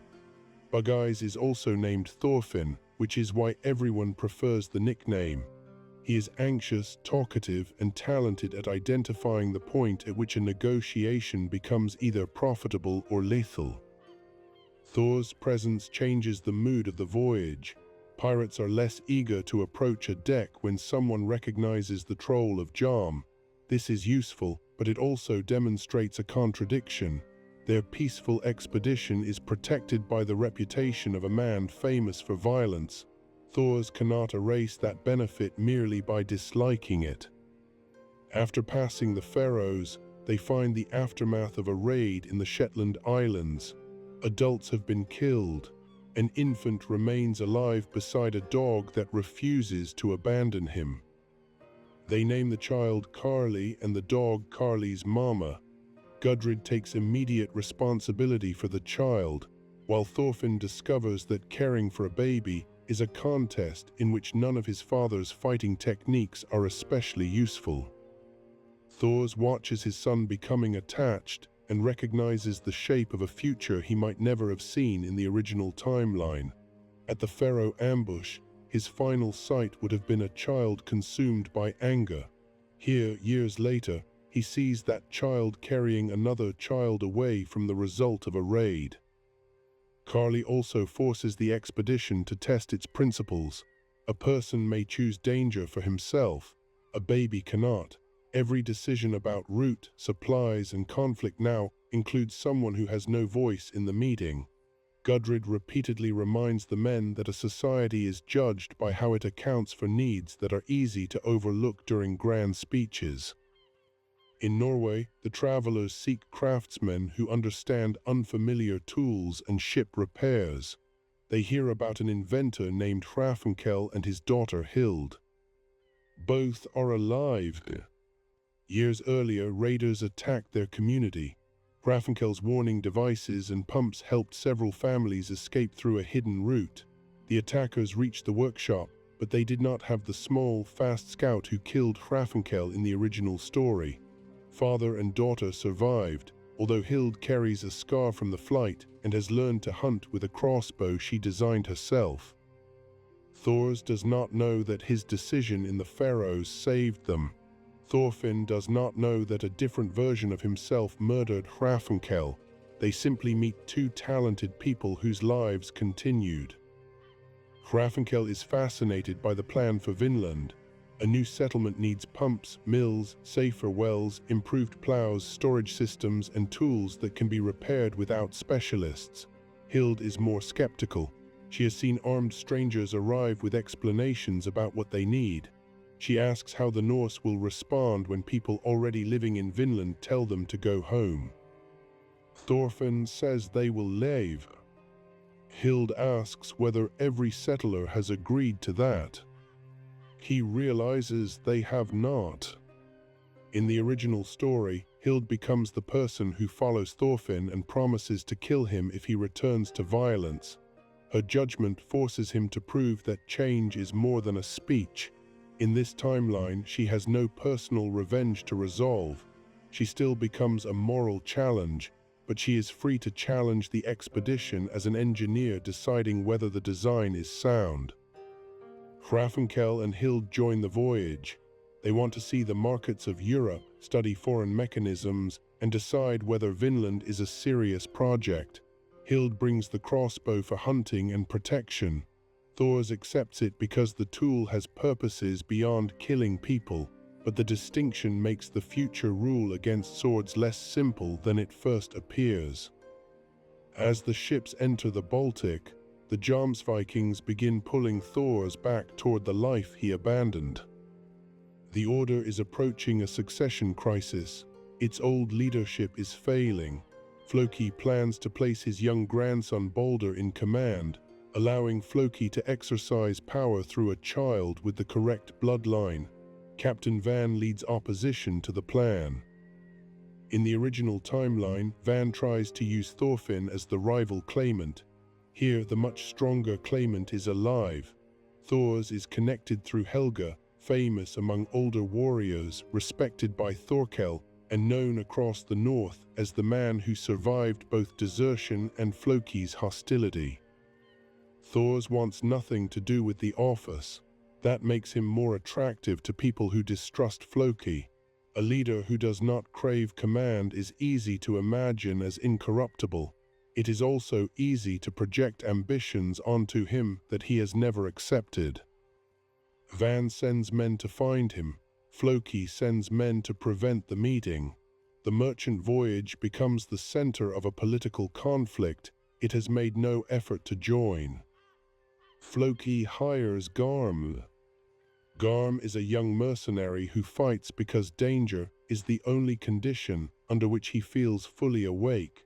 He uses a spear that separates into shorter weapons and moves with a speed that reminds Thors of the warriors who survive by acting before thought catches up. Garm expects the legendary troll of Jom to be the perfect opponent. Thors refuses the fight, which makes Garm more interested. He threatens the crew, not from deep hatred, but because he understands that a reluctant fighter can be activated by placing someone else in danger. Thorfinn intervenes. Garm is disappointed at first. He asked for the legend and received the sun. Then Thorfinn avoids the spear, closes distance, and uses a movement Garm has never seen. The disappointment becomes delight. Their first encounter ends without a clear victor because Thorfinn's purpose is to move Garm away from the ship, not defeat him. Thorfinn discovers a weakness his father never taught him to exploit. Garm wants the fight so badly that his desire can be directed. That is Askeladd's lesson. Thors would control the weapon. Askeladd would control the person holding it. Thorfinn begins combining both approaches into something that belongs to him. The group reaches Van and learns the full scale of Floki's plans. Thors already knows that Floki arranged the Faroe ambush. What he did not know was how much of the assassination came from fear of future succession. His family was threatened not because he wanted power, but because other men wanted the option of using his name. Van urges him to declare himself leader. With Thors at the head of the opposition, much of the order would abandon Floki without a battle. Thors refuses. Replacing one powerful commander with a kinder, powerful commander leaves the machinery intact. He proposes dissolving the Jomsvikings. Van thinks the idea is absurd. The order owns ships, fortifications, weapons, treasure, and contracts. Thousands of lives depend on it. Rival rulers would seize its assets. Warriors released without pay might become pirates. An institution cannot be wished away because its most famous deserter dislikes it. Thorfinn sees the same problem. Disbanding is not a sentence, it is a process. The wealth must be distributed, obligations ended, prisoners freed, and men given enough resources to choose another life. Before any plan can be negotiated, Garm kills Van. Floki expected the assassination to break the opposition. Instead, Van's men blame him and search for the leader Van wanted. Thorkel arrives, thrilled by the possibility of civil war, and even more thrilled to find Thors at its center. He announces that if Thors wants to avoid leadership, he should defeat everyone who disagrees. Thors explains that this is a remarkably efficient way to prove why Thorkel should never design a government. The factions converge on Jomsborg. Floki's loyalists hold the fortress. Van's former men approach with Thorkel. Balder is trapped inside a future chosen by his grandfather. Sigurd and his companions, still pursuing Gudrid, are captured amid the movement of armed groups and briefly experience what it means to have their choices removed. Thors enters the fortress without declaring war. Older Jomsvikings hesitate to attack him. Some trained beside him. Others grew up hearing that the troll of Jom died. His presence turns Floki's clean categories into confusion. Floki orders Garm to finish the contract. Garm ignores Thors and chooses Thorfinn. The younger man already denied him a conclusion, which is more interesting than fame. He kidnaps members of the expedition and demands the fight be completed. Thorfinn goes alone, although Hild tracks him from a distance, and Thors follows another route toward the captives. Garm attacks with the joy of someone finally receiving what he wants. Thorfinn insults him. The words are carefully chosen. He says Garm's love of battle is not freedom. It makes him simpler to command than a chained slave. Floki points toward a target and Garm runs because he cannot resist his own appetite. Garm becomes angry. His attacks become faster and less patient. Thorfinn reads the rhythm, steps inside the divided spear and knocks him unconscious. He wins without copying Thors. He uses Askeladd's understanding of motive, Einar's hatred of chains, and his own years of controlled training. The victory answers the fear that growing up peacefully made him untested. He can act under lethal pressure without becoming the pressure. Meanwhile, Thors reaches Balder and Floki. Balder does not want command. He wants the adults around him to stop converting his family into a claim. Floki insists that power is the only thing keeping the boy alive. Thors asks whether a life in which every friendship is measured as a threat can be called protection. Floki finally admits the deeper fear behind the original assassination. Thors was too respected, too unpredictable, and too closely connected to leadership. A man who could command the Jomsvikings but did not want to command them made every ambitious officer nervous. No bargain could guarantee that he would remain uninterested forever. Thors says Floki tried to kill him because Floki could not imagine another person refusing what Floki wanted. Thorkel and the opposing force take control of the fortress. The surviving commanders look to Thors. Canute sends recognition that If the order chooses Thors as its lawful leader, the crown will accept the decision. Thors accepts command for one day. His first order ends all active contracts not required to protect civilians already under Jomsviking responsibility. His second frees captives and people held as property by the order. His third creates shares of the treasury for ordinary members, with additional support for the injured and families of the dead. His final order dissolves the Jomsvikings. The reaction is not universally grateful. Some men feel robbed of identity, some commanders lose fortunes, some warriors have no profession beyond organized violence. Thors cannot hand each of them a peaceful personality with a bag of silver. He tells them that the order called obedience honor because obedience was useful to leaders. If they believe courage belongs to them, they can carry it into another life. Floki is stripped of command but not killed. Balder chooses to leave with him. Thors does not forgive the assassination in the sense of pretending it did not matter. He refuses to make Floki's death the final service performed by the office he just destroyed. Thorkel is furious that the civil war ended just as it became interesting. He demands the duel postponed since London. Thors agrees to one condition. When Thorkel loses, he must spend a full season helping former Jomsvikings find work that does not involve raiding. Thorkel considers this a horrifying stake, which is why Thors chose it. They fight, Thorkel loses.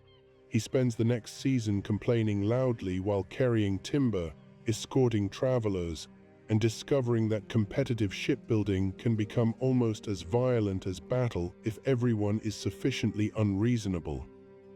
Sigurd emerges from captivity changed.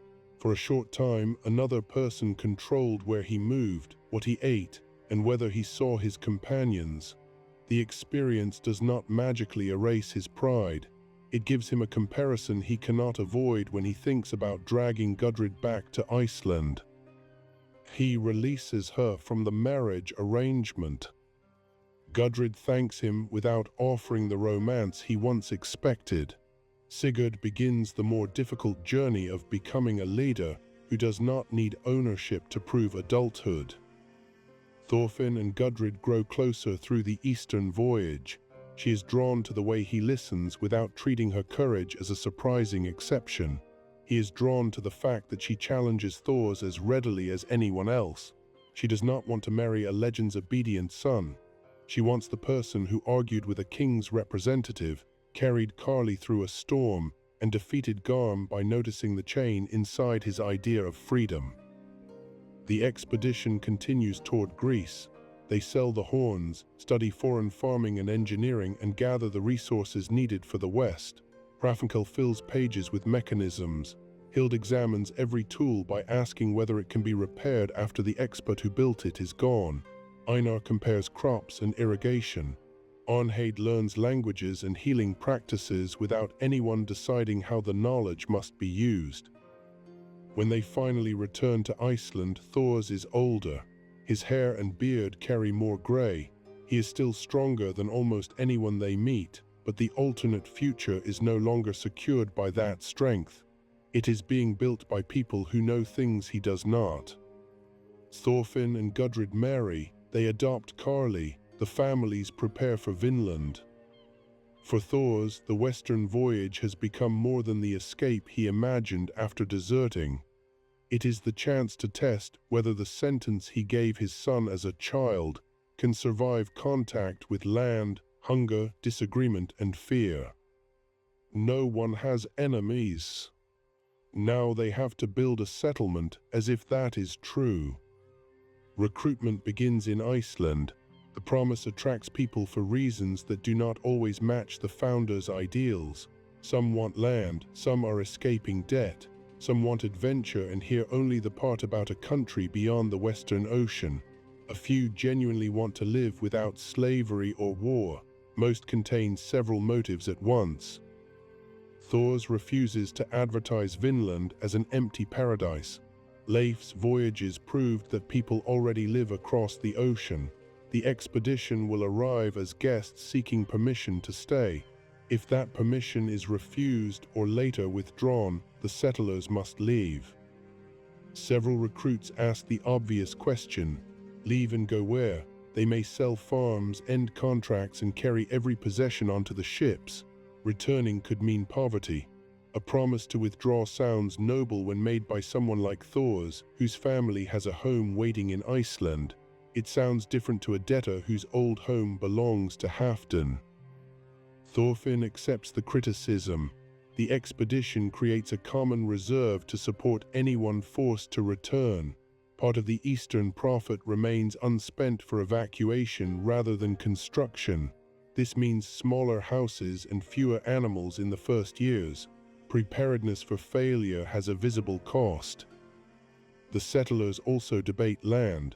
Einar argues that no one should be able to arrive, mark a boundary, and claim permanent ownership of soil used by people who were there first. Families still need stable plots if they are expected to improve fields. Arnheid proposes a distinction between use and possession. A household may cultivate an area while it lives there, but cannot sell the land as if the community and local people have ceased to exist. It is not a flawless system. Questions appear immediately. Can a child inherit the use of a parent's field? Who decides whether land is being neglected? What happens when two households want the same riverbank? The important change is that these arguments occur before the ships leave, not after conflict makes every concession look like defeat. Thors proposes the rule against swords. Axes have farming uses. Knives prepare food and cut rope. Bows and Hild's crossbow can provide meat. A sword is built primarily to kill a person. If the settlers carry one, uncertainty will eventually produce a moment when drawing it feels sensible. After that moment, every meeting changes. Ivar objects. He has lost property to Halfdan and sees the sword as the one possession that prevents powerful men from deciding everything for him. He is not a veteran pretending war is harmless. He is a man whose dignity has become attached to the ability to resist force. Telling him that a weapon creates danger sounds like something a very strong man can say because his own body already functions as a weapon. This is a more serious challenge with Thors alive than it was in the original story. Thors can claim he needs no sword because almost no armed person can defeat him.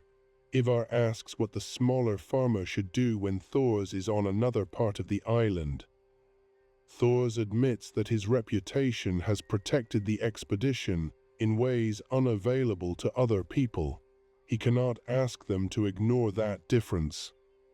Thorfinn suggests a compromise. No private swords may be carried or hidden. One weapon can be sealed aboard a ship under the authority of the settlement council, not a warrior faction. It can be used only if the council agrees evacuation is impossible and an immediate attack threatens life.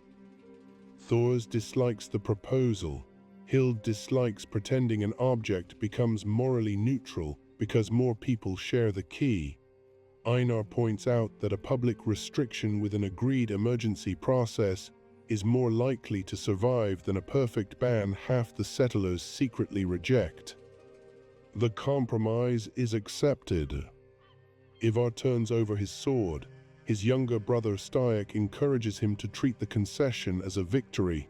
In reality, Stayek is studying how decisions are made and how fear could shift authority toward his family later. Ganglati, their companion, follows Ivar out of loyalty. Thors knows Stayek is ambitious. He does not exclude him. A community that accepts only people already free from pride will remain very small and probably include no human beings. Cordelia joins the settlers from Halfdan's land. She is Thorkel's child, born in Ireland and protected from the warrior future Thorkel imagined by a mother who raised her as a girl. Cordelia inherited her father's extraordinary size and strength. She did not inherit his desire to fight. Halfdan treats her as property. Sigurd, changed by his own captivity and by Gudrid's refusal, argues for her freedom. Thors supports him. Halfdan demands compensation, and the expedition pays it while making clear that the payment recognizes Halfdan's legal power, not a moral right to own Cordelia. Cordelia feels guilty that common resources were used for her. Arnheid tells her that a community claiming to reject slavery cannot describe freedom as an unnecessary expense. Thors is fascinated by the resemblance to Thorkel.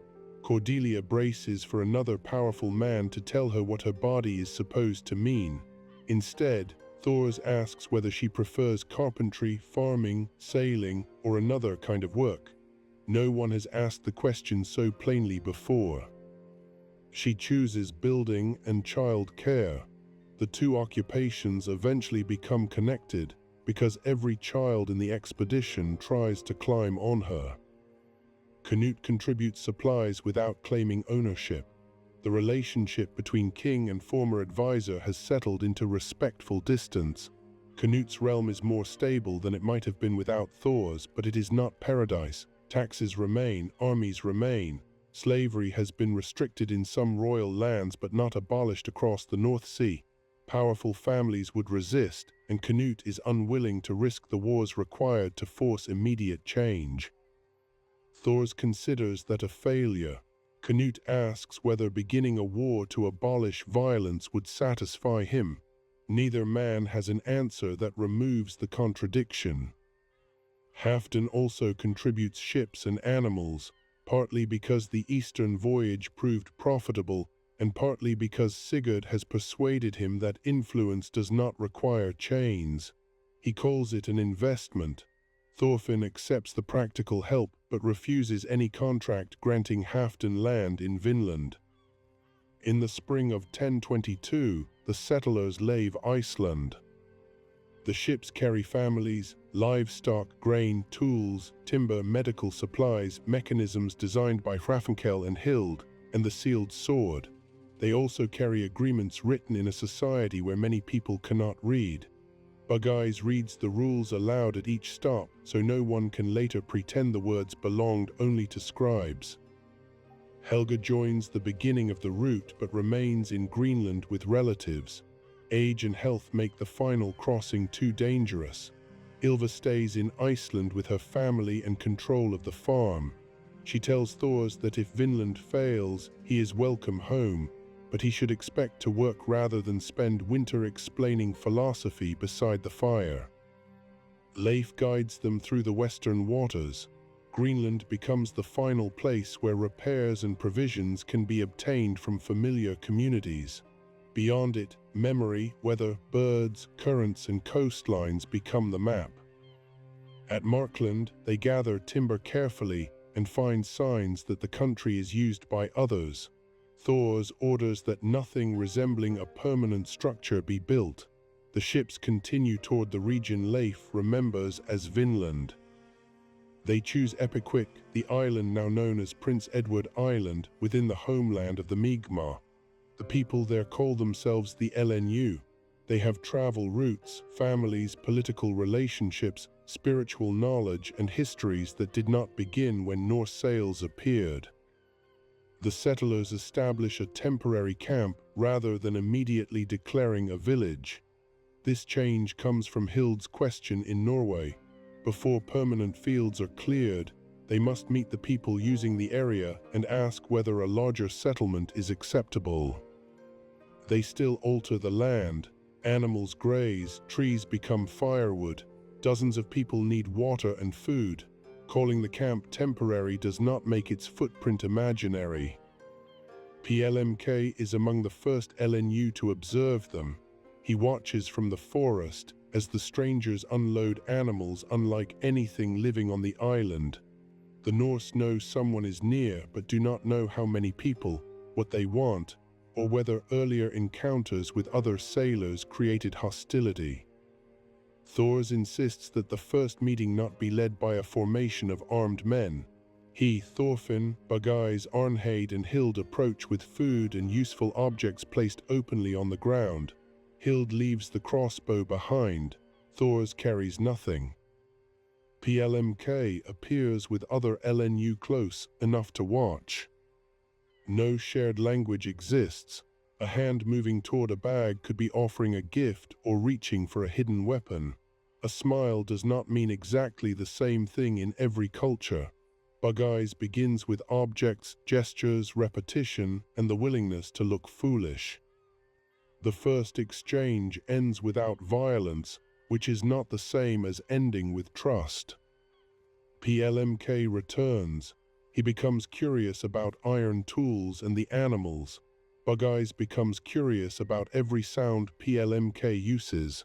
Food, names, body parts, directions, and actions slowly gain shared words. A young woman named Niskawajij, often called Niska by the Norse, helps the translation. She is intelligent, patient, and connected to the shaman Misquequipudge. Bug Eyes and Niska discover that teaching language creates a kind of comedy both communities understand. The wrong sound can turn a respectful sentence into nonsense.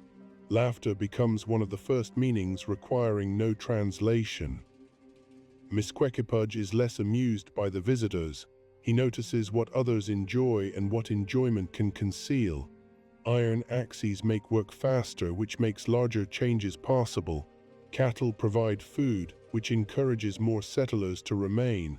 A peaceful camp can become a permanent foreign town without a single person announcing conquest. Thors explains through the growing network of words and drawings that the Norse want permission to farm a limited area. They will not take slaves. They will not claim authority over LNU people. If asked to leave, they will leave. Misquequipudge asks, who has the power to make that promise for people not yet born? Thors cannot answer. The question resembles Floki's fear in a morally inverted form. Floki believed Thor's future choices could not be trusted simply because he rejected power in the present. Misquequipudge believes future Norse arrivals cannot be trusted simply because Thors rejects conquest now. In both cases, one person's intention cannot bind the people who may use his name later. After long discussion, local LNU leaders allow the camp to remain through a trial period.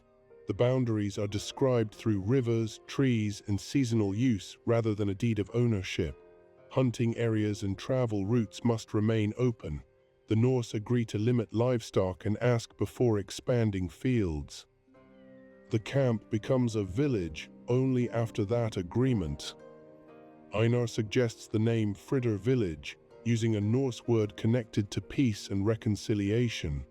Arnheid approves because the name describes an obligation, not a victory. In the original story, a village is named in memory of her after her death. In this timeline, Arnheid stands alive at its center and helps decide what the settlement will be called. The difference is enormous. Einar no longer binds the survival of the colony to preserving a grave. Arnheid can tell him when his grief is turning her into a symbol. She farms, assists with healing, and becomes one of the people newly freed settlers approach when they feel old hierarchies returning. Thorfinn and Gudrid raise Carly while building their home. Gudrid is not restricted to domestic work. She helps organize sailing, storage, and communication between households. When men refer automatically to Thors as the leader, she asks whether they crossed an ocean to create another chiefdom around the strongest man. This reveals the settlement's first internal weakness. Thors does not want authority, but everyone knows he can stop almost any physical conflict. People begin bringing disputes to him. A boundary disagreement, missing tool, or accusation of unfair labor ends when Thors gives an opinion, even when he intended only to mediate. Thorfinn worries that dependence on a good judge is still dependence. If peace exists because no one wants to disappoint Thors, what happens when Thors dies? They create a rotating council. No household holds a permanent seat. Arnheid represents people who arrived without property. Einar represents agriculture for the first term. Gudrid handles transport and stores. Hrafnkel and Hild advise on construction. Thors and Thorfinn each receive a voice but no veto. Ivar complains that the people responsible for defense have no special authority. Hild asks what defense means when the agreement says they leave rather than fight. Ivar answers that an agreement is useful only if everyone outside it follows the same rule. The sealed sword remains on the ship. For a time, the experiment works. Hrafnkel builds pumps and drainage systems that reduce disease inside the camp. Hild designs tools that can be demonstrated and shared rather than guarded as secrets. LNU visitors show the settlers local foods, routes, weather signs, and materials. The Norse trade iron implements while trying not to create dependence on objects only they can replace. PLMK becomes a regular presence in the fields. He is fascinated by wheat, which looks unimpressive beside the amount of attention Einar gives it. Einar explains that the crop connects every farm he has lost. PLMK may not understand each location, but he understands a person placing memory into the ground. Bugeyes and Niska continue learning each other's languages. Affection grows in the space created by translation. They are not symbols of perfect harmony. They misunderstand one another more often than most couples because every ordinary disagreement has two vocabularies available. The important fact is that misunderstanding creates another conversation instead of an enemy. Thors spends time with Misquequipudge. The two older men distrust the idea that younger people mistake speed for progress. They disagree about whether the settlement should exist. Respect does not remove the disagreement. Misquequipudge performs a spiritual ritual and experiences a vision of the future. He sees ships multiplying across the Atlantic.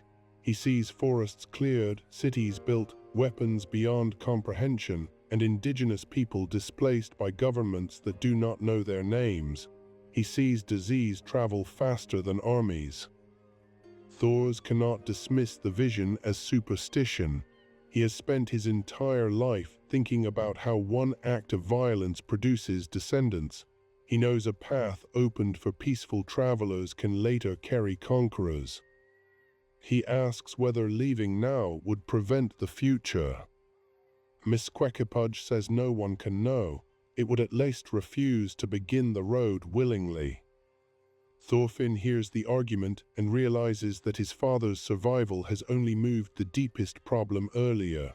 Fridder village is kinder, more careful, and more consensual than the original Arnheid village. It has still arrived from another continent with iron, livestock, and the power to change what comes next. Then people begin to fall ill.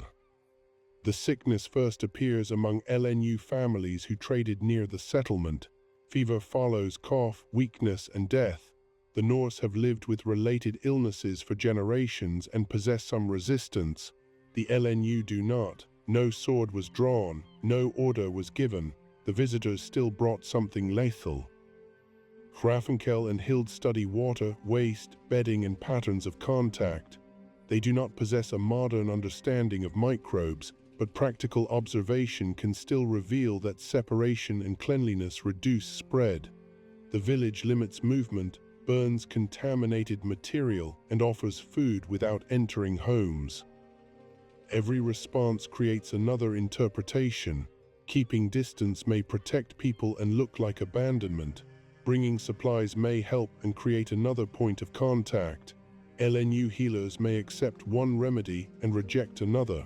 A family that loses a child does not become less angry because the carrier meant well. Thors has spent years telling warriors that intention does not erase consequence. Now the principle turns toward him. He did not choose the disease, but he chose to bring a settlement across the ocean, knowing that contact carried unknown risks. Ivar argues that no one could have predicted the illness. Therefore, blaming the settlers is irrational. Arnheid answers that grief does not wait for a legal standard of negligence. The question is not whether the Norse deserve punishment. It is what they owe after becoming the source of harm. Misquequipudge calls for the settlement to leave. This demand reaches Fridder village differently than it reached the colony in the original timeline. The promise to withdraw is written into the settlement's foundation. The evacuation reserve still exists. Routes have been planned. Thors immediately says they must honor the agreement. Even so, many settlers resist. They point out that winter is approaching. A rushed crossing can kill families who had nothing to do with the sickness. They have built homes, planted food, and used resources they cannot recover. Some sold everything in Iceland. The LNU leaders who agreed to the trial did not all request immediate departure. Misquequipudge is influential, but he is not the single ruler of every community.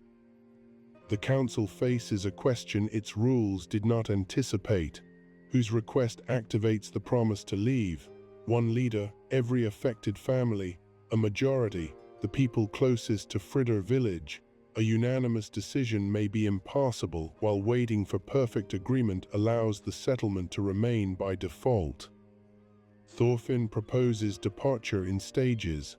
Non-essential settlers and families with children will move first to an uninhabited island used as a temporary evacuation point.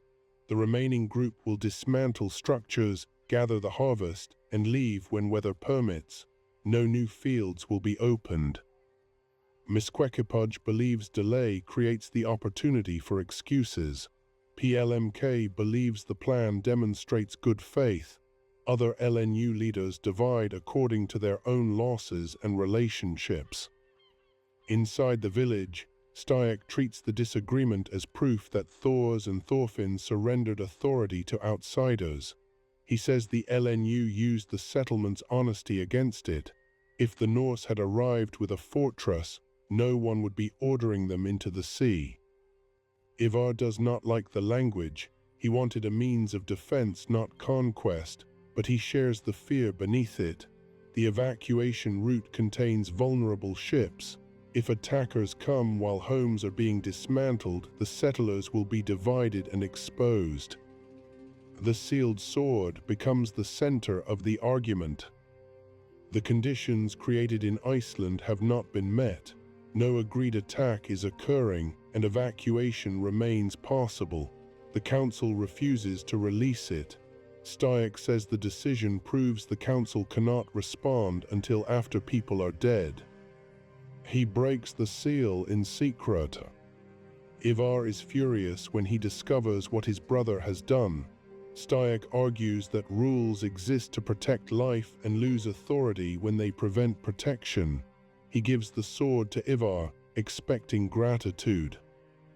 Ivar holds the object that once represented his independence and recognizes that possessing it now requires accepting another man's betrayal. He does not return it immediately. Fear is rarely defeated by one clear realization. Cordelia saves him with the weapon. In the original timeline, she reveals a sword smuggled from Iceland. Here, the sword was carried openly under a collective agreement, and the violation is not its existence but its removal from shared control. That difference matters. Ivar cannot argue that Thors hypocritically denied everyone a form of strength he did not need. He has to defend breaking a promise he helped design. Cordelia brings the matter to the council. Styac tries to seize the political moment. He says emergency leadership should pass to people willing to defend the settlement. Thors could end the challenge by standing up and allowing his reputation to settle the room. Instead, he remains seated and asks Ivar to speak. Ivar admits he took the sword. He also admits that Styac broke the seal. He says he still believes the weapon may be needed, but no longer believes secrecy can make the village safer. The sword is returned. Styac loses his place in evacuation planning.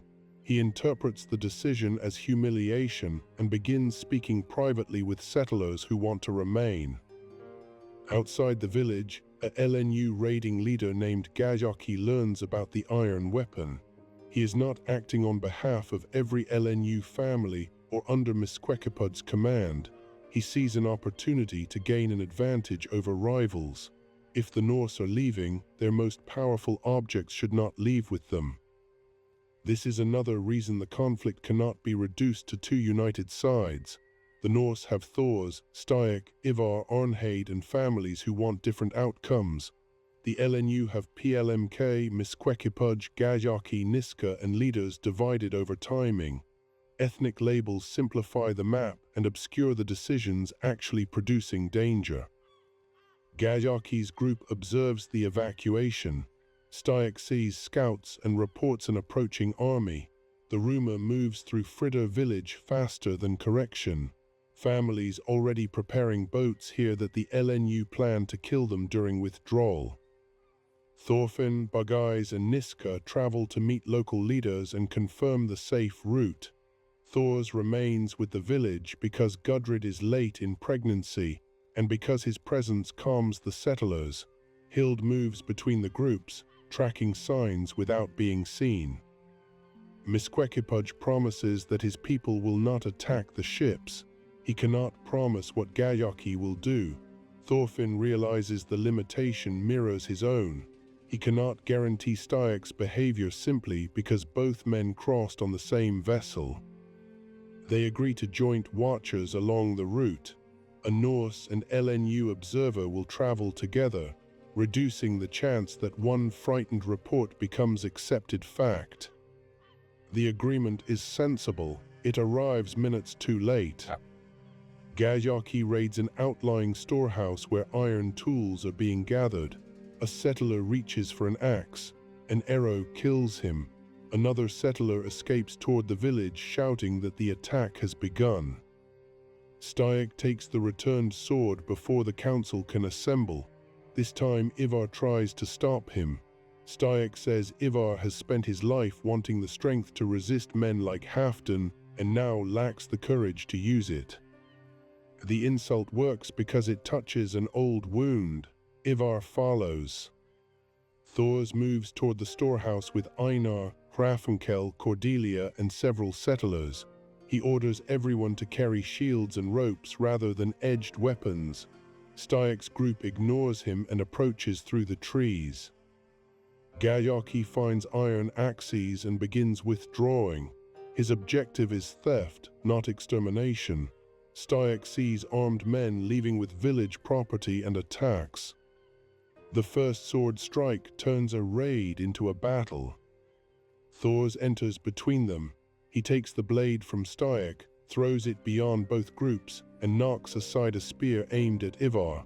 The movement is so fast that Gajaki hesitates. Stories about the large, unarmed Norse have reached him, but stories do not capture the experience of seeing a weapon become irrelevant in someone's hand. Thors tells the settlers to let the tools go. Styrk calls this surrender. Einar says a box of iron is not worth the person already dead. The fact that Einar agrees matters. No one can dismiss him as a legend protected by strength or a leader insulated from loss. He cleared the fields being abandoned and knows what it means to lose a home. An arrow flies from deeper in the trees. No one is certain who released it. It may be a frightened raider, a hunter arriving late, or a response to movement mistaken for an attack. Thors turns and places himself in front of Carly, who followed Cordelia farther than anyone realized. The arrow enters Thor's side. For a moment, the original timeline seems to return. Thorfinn is not there. A child stands behind his father. Armed people wait to see whether Pain will release the troll of Jom they have heard about. Thors breaks the shaft, remains standing and does not attack. Cordelia lifts Carly and carries him away. Hild arrives from the forest, her crossbow aimed toward the uncertain position of the archer. She has a shot at a moving figure and chooses not to release it. Because her father lived, her weapon was never built around a promise of revenge. The choice still requires discipline. PLMK and the joint watchers reach the clearing with Thorfinn. Niska translates the agreement to withdraw. Gajaki has the iron tools and sees no benefit in fighting Thors for the sealed sword. He orders his group back. Stayek wants pursuit. Ivar refuses. Ganglati stands with Ivar. The political faction Stayek imagined dissolves around him because the emergency he promised to master became worse when he acted. No one kills him. He is confined aboard an evacuation ship and will face the community in Iceland. Some settlers call the restraint dangerous. Thorfinn answers that punishment designed during panic usually serves panic. Thors collapses only after the clearing is empty. Arnheid and Hild treat the wound. It missed the deepest organs, but infection and blood loss remain serious dangers. Thorfinn sits beside him through the night, experiencing a delayed version of the fear that shaped his original life. The difference is that he is not 6. He does not have to translate helplessness into hatred. He knows the arrow may not have been part of a planned murder. Even if he found the archer, killing one frightened person would not remove the disease, the failed trust, or the reasons the settlement must leave.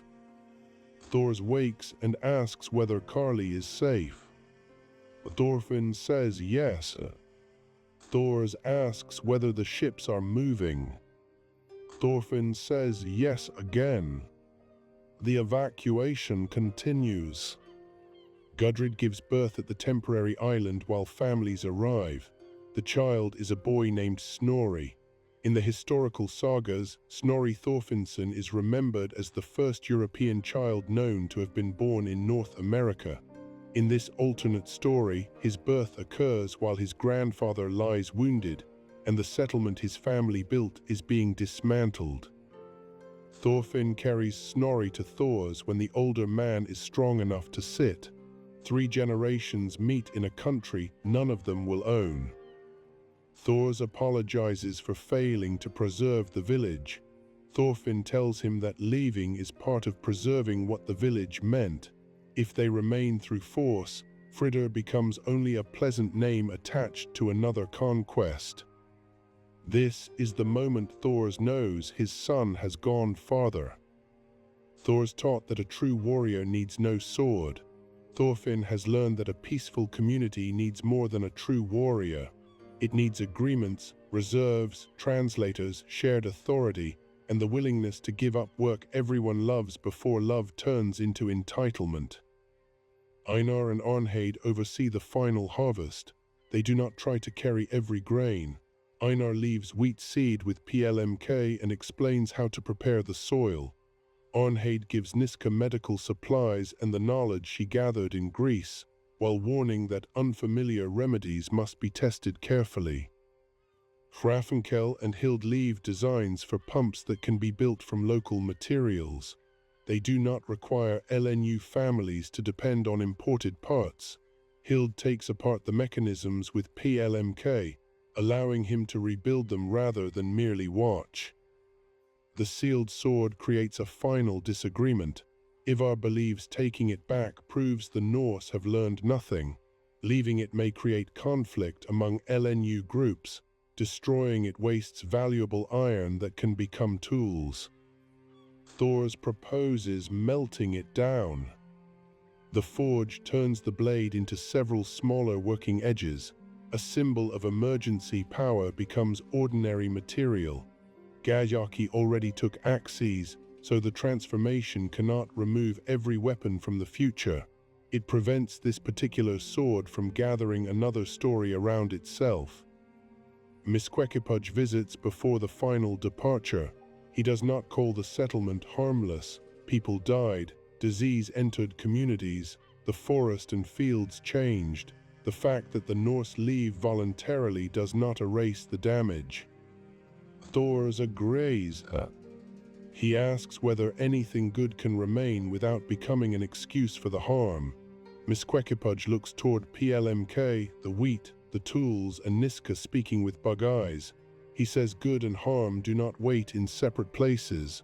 People must remember both or repeat whichever half they erase. Bug Eyes and Niska decide not to treat the ocean as a permanent wall. Niska remains with her community for now. Bug Eyes plans to return only if invited, carrying messages rather than settlers. Their relationship becomes a route controlled from both ends instead of an escape that asks one person to abandon everyone she knows. The ships leave Epiquetka. From the water, Fritter village becomes a group of empty structures beside fields. The colony has lasted for a shorter time than many settlers hoped. It has also ended without the war that killed Einar in the original timeline. Einar stands beside Arnheid, both are alive. Ivar stands with one hand still attached and no sword in it. He has not been proven completely wrong. An attack did occur. The weapon did not create safety when used outside trust. He returns with a more difficult understanding than either victory or humiliation could provide. Stayek returns under guard. His future will be decided by people who survived the consequences of his decisions. Thors argues against execution. Einar argues that forgiveness without accountability becomes permission. They will need a punishment that protects others without turning revenge into law. Thorfinn holds Snorri. Gudrid rests. Carly describes the arrow as if surviving danger has already transformed it into an adventure. Cordelia gently corrects the parts in which he claims to have defeated 5 warriors by himself. Thors watches the western shore disappear. He survived Askeladd's archers, Floki's politics, Danish campaigns, Thorkel's enthusiasm, and an arrow in Vinland. None of those survivals gave him the permanent, peaceful country he wanted. They gave him time. The return voyage is not a triumph and not a defeat simple enough to name. The ships carry fewer supplies and more people than planned. There is no colonial harvest to sell, no permanent western harbor, and no proof that a peaceful society can remove every cause of conflict. There are also no enslaved workers in the hold, no conquered families left beneath a foreign banner, and no demand that another ship arrive with soldiers. The expedition keeps the hardest promise it made. In Greenland, Helga sees the bandage around Thors and asks whether he intends to collect one wound from every ocean before accepting that farming is respectable. Thors says the arrow was an accident of history. Helga says history should aim somewhere else. She meets Snorri and watches Thorfinn handle the baby with a confidence no one would have predicted when he was the child hiding on Leif's ship. For Helga, Thor's survival is measured less by politics than by this room. Her son knows his father. Her grandson knows his grandfather. The family is not organized around an empty place. They continue to Iceland when the season allows. Ylva receives them with relief hidden beneath an inspection of the ships. She wants to know what can be repaired, how many animals survived, and whether the people who sold homes have places to stay. This practical response prevents disappointment from becoming despair. The evacuation fund buys seed and livestock. Halfdan's ships carry part of the cost, and Sigurd persuades his father to extend land on terms that do not recreate permanent debt. Families live together while new farms are prepared. The return tests the settlers' principles more severely than the departure did. In Vinland, they could imagine themselves founding a better order. In Iceland, they must negotiate with existing owners, laws, and obligations. It is easier to reject hierarchy on an open field than in a valley where every boundary has a history. Arnheid helps organize housing so families without Icelandic relatives are not treated as temporary burdens. Einar uses the remaining common reserve to purchase tools collectively rather than distributing silver that wealthier households could quickly absorb. Hrafnkel establishes a workshop. Hild trains apprentices, including girls who would normally be directed away from metal and mechanisms. The community created for Vinland does not disappear when Vinland ends. It becomes a network of households in Iceland, Greenland, and Denmark that oppose slavery, share equipment, and support people leaving violent masters. This is less dramatic than a country across the ocean. It may be more durable because it does not depend on one territory. Styac faces the people he endangered. Some demand death. A settler was killed after his actions helped transform a raid into battle. He broke the seal, disobeyed the council, and tried to use fear to seize authority. If those acts receive only a conversation, the rules mean nothing. Thors argues that killing Styac cannot restore the dead. Einar agrees and refuses to let that sentence end the discussion. The purpose of judgment is not restoration alone. It is protection, acknowledgement, and a boundary that tells future people what the community will not accept. The council orders Styac to surrender his share of remaining expedition wealth to the dead settler's family and to people injured during the evacuation. He must work under supervision on housing for returnees and cannot hold a council role for several years. If he refuses, he will be expelled from the cooperative network and left to negotiate his own place under Icelandic law. Styac calls the sentence an attempt to control him without the courage to execute him. Arnheid answers that he still mistakes cruelty for seriousness.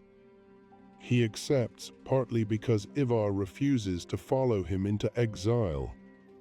Ivar's relationship with Thors remains complicated. He respects what happened in the clearing and resents that a man with overwhelming physical ability became proof that ordinary settlers did not need weapons. Thors accepts the resentment. He asks Ivar to help design evacuation defenses based on barriers, warning systems, and protected routes rather than a heroic fighter. This gives Ivar a role larger than being the person who wanted a sword. His concern for families was real. Once separated from the need to prove himself correct, that concern becomes useful. Cordelia settles near Thorfinn and Gudrid. She becomes one of Snorri and Carly's favorite people and a builder whose frames survive Icelandic storms. News eventually reaches Thorkel that his child crossed the Western Ocean, faced a raid, and protected children without killing anyone. Thorkel is confused for several minutes and then becomes extremely proud. He tells everyone Cordelia clearly inherited his courage. He avoids the part where courage was expressed through the exact philosophy he spent years mocking. Thors lets him have the contradiction. Not every moral improvement requires the person involved to describe it accurately. Canute summons Thors and Thorfinn after hearing the settlement failed. The king does not gloat, but the result appears to support his belief that peace requires power. The colony had agreements, goodwill, and famous leaders. Disease and independent violence still broke it. A ruler with authority, Canute argues, could have enforced quarantine, punished raiders, and protected withdrawal. Thorfinn asks who would have granted that ruler authority over the LNU. Canute says power is rarely granted by everyone affected. That is why ruling creates guilt. Thors observes that Canute has become more honest about the cost of his paradise. Canute replies that Thors has become more honest about the cost of running away. Neither interprets the other's failure as proof that his own method is complete. This continuing disagreement may be the greatest political effect of Thors surviving. Canute grows with a living person capable of challenging him without seeking the throne. Advisors who depend on royal favor often discover that the king's plan is brilliant. Thors can leave the room. Canute's rule is therefore likely less murderous than in the original timeline, although not peaceful by Thor's standard. He avoids some fabricated charges, offers negotiated settlements earlier, and restricts enslavement in territories he directly controls. He still maintains armies and uses force against revolts. History does not become a utopia because one king had better conversations. Thorfinn refuses an official position just as his father did. He proposes a different relationship. The network formed after Vinland can receive people displaced by Canute's policies and report what royal officials prefer not to mention. Canute agrees, knowing the reports will irritate him. Thors sees another example of his son going farther. He stood outside power to remain clean enough to criticize it. Thorfinn creates an institution that stands outside power and continues after one critic grows old. Contact with the LNU does not end completely. Bugeyes returns to Epiquit on a small trading voyage only after a message from Niska reaches Greenland through agreed contacts. He carries no settlers and no livestock. The ship remains for a limited season. Niska and Bugeyes eventually marry through an arrangement that does not require either to disappear into the other's community. Some years are spent west, some east, and many weeks on water. Their life is difficult, vulnerable to weather, and politically important without trying to become a political symbol. PLMK plants the wheat seed Einar left. The first crop is uncertain. Unfamiliar soil, weather, and planting methods create mistakes. Einar is not present to correct them. Hild's written diagrams are less useful to people who read information differently. PLMK learns through observation, failure, and another attempt. Green shoots eventually rise.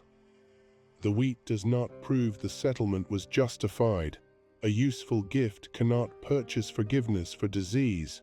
It means the relationship produced something other than a grave and a weapon. The crop becomes local through PLMK's labor, not Norse property growing abroad. When Bugeyes brings news of the shoots, Einar is quiet for a long time. In the original timeline, his knowledge survives him after he dies beside Arnheid's statue. Here, Arnheid sits beside him and hears that something they planted continued after they left. Their relationship has changed slowly. Arnheid never becomes a reward for Einar's patience. She chooses him after years of freedom in which saying no would have carried no punishment.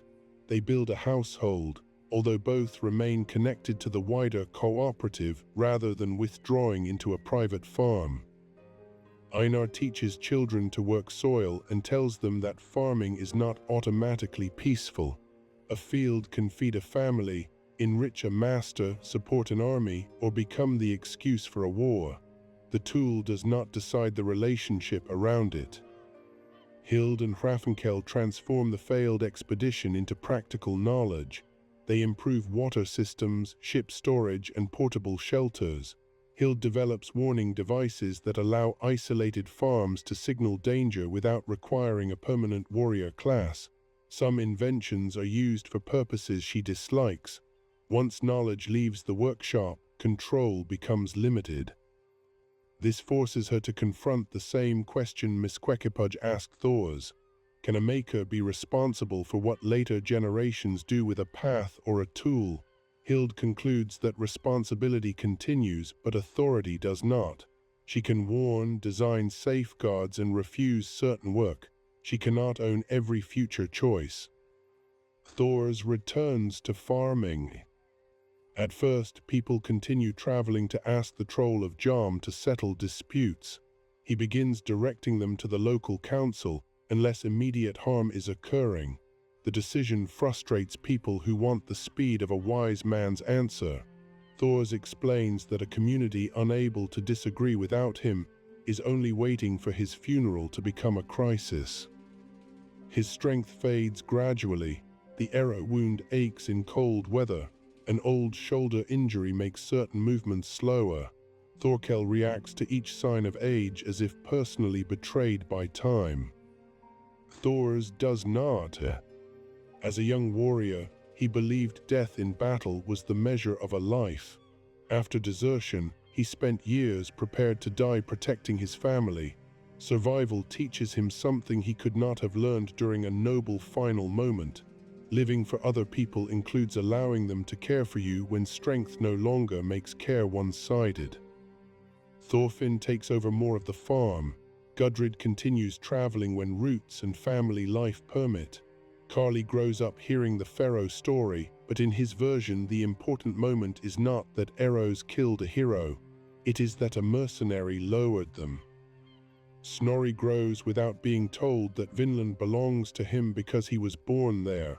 His birthplace is part of his history, not a deed to someone else's land. When he is old enough, Thorfinn explains both the peaceful days and the disease. Thors eventually dies in Iceland with Helga, Thorfinn, Ylva, grandchildren and friends nearby. There is no volley of arrows, no child swears revenge, no commander receives payment. His final years are ordinary enough that no saga poet would know what to do with them.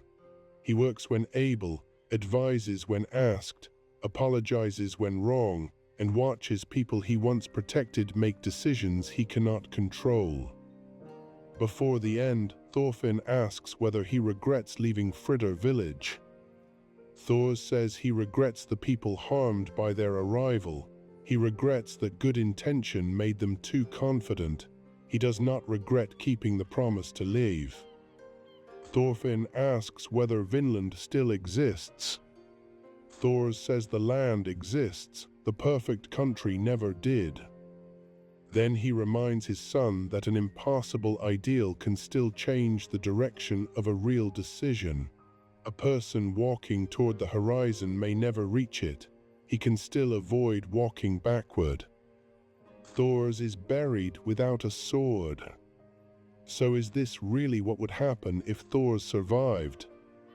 No counterfactual can be proven, especially when the first change involves a character making a decision he did not make in the original story.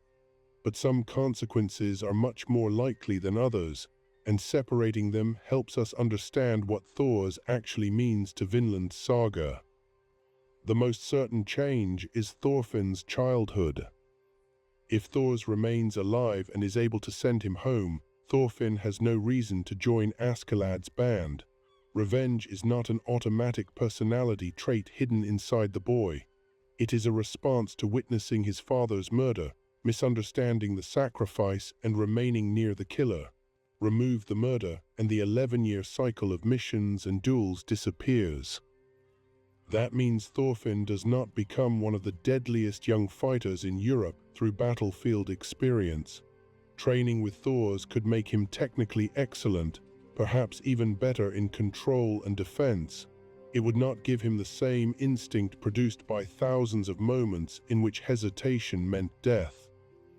Our alternate Thorfinn defeats Thorgil and Garm because years of teaching are combined with real danger later. That outcome is plausible, not guaranteed. His first lethal encounter could just as easily end with injury or death. Thor's survival gives him a healthier life. A healthier life does not secretly provide every advantage of trauma. He would also lose the moral transformation created by slavery. The original Thorfinn reaches the lowest possible point. He has killed people, lost his purpose, accepted ownership, and become indifferent to whether he lives. Einar's friendship and the work of farming rebuild him from that emptiness. His vow against violence is powerful because he knows exactly what violence gave him and exactly what it took away. The alternate Thorfinn inherits non-violence before earning it through failure. That makes him kinder earlier and possibly shallower. He could repeat Thor's language without understanding why frightened people reject it. He could look at Ivar and think the problem is simply that Ivar has not received the correct lesson. This is why Einar remains important in our version. He challenges the privilege hidden inside Thorfinn's peaceful upbringing. Thorfinn can reject killing partly because the strongest man alive protected him from the consequences. Einar lost everyone despite wanting no war. A believable alternate Thorfinn needs to learn from people whom Thors could not protect. The second likely change is that Thors becomes a major political problem for Floki. Floki did not hire Askeladd because Thors was an ordinary deserter living too far from home. Thors' ability, reputation, and family connection made him dangerous. If he walks into a Danish camp alive, every older Jomsviking starts asking questions. Floki cannot quietly repeat the same plan forever. Public survival therefore gives Thors protection. It does not give him legal innocence. The Jomsvikings could still execute him for desertion. A stricter version of the alternate story might end very quickly. with Thors arrested after reaching the army. Why would that not happen? Because warrior societies are rarely as consistent as their rules pretend. Exceptional ability creates exceptions. Thors has allies, admirers, and relatives. Floki has a secret contract he does not want examined. Commanders preparing a campaign may prefer using a famous warrior to conducting a divisive execution. Askeladd's leverage makes the outcome more plausible. He is exactly the kind of man who would preserve evidence, real or imaginary, and use it later. Sparing Thors creates a weapon against Floki that does not need a blade. Would Askeladd actually lower the archers? This is the least avoidable leap because it is the point where canon changes. Yet the original scene gives the idea some support. Askeladd is impressed by Thors. He asks him to lead the band. He recognizes a quality absent from ordinary warriors. The offer is covered with humor, but Askeladd often uses humor to speak near a truth without admitting it. He also dislikes Floki. A mercenary can complete a contract and still resent the employer who assumes money creates loyalty. Honoring the duel would allow Askeladd to define himself as a man whose word matters more than a Jomsviking's order.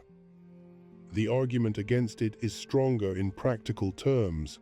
Reputation feeds his crew. Floki paid for a death. Askeladd is ruthless enough to sacrifice an extraordinary man for future profit. That is what he does in the story. If Thors survived through physical chance instead, perhaps the arrows missed vital organs or he fell into the sea and was recovered, the emotional result would be different. Thorfinn would still watch the volley. He might believe his father dead for hours or days. The trauma and hatred toward Askeladd could remain even after Thors returned. Thors would then have to teach a son who already wanted revenge against a living man. That version might produce a Thorfinn between the two timelines, protected from 11 years of killing, but marked by the moment that almost took his father. It is darker and perhaps more realistic than a clean bargain. Our version uses Askeladd's choice because it creates the most meaningful test. Thor's philosophy works not by overpowering every attacker, but by causing one attacker to choose differently. Mercy changes history through imitation. The next major assumption is that Thors sends Thorfinn back to Iceland. That is the choice most consistent with the father we see. Thors did not want his son on the original voyage. Once the immediate trap is removed, he has no reason to allow a 6-year-old to continue toward a military camp. He is physically capable of placing Thorfinn on Leif's ship, no matter how impressive the child believes his argument to be. But there is another possible branch. Floki's agents may make the return route unsafe, or Thorfinn may hide successfully for a second time. If father and son remain with Askeladd together, Thorfinn still avoids the revenge cycle, but he grows close to war. He would watch Thors negotiate with mercenaries and disarm soldiers. He would also watch villages burn beyond his father's reach.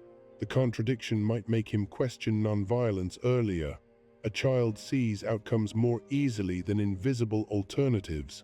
When Thors spares a man who later attacks again, Thorfinn may decide mercy caused the second attack.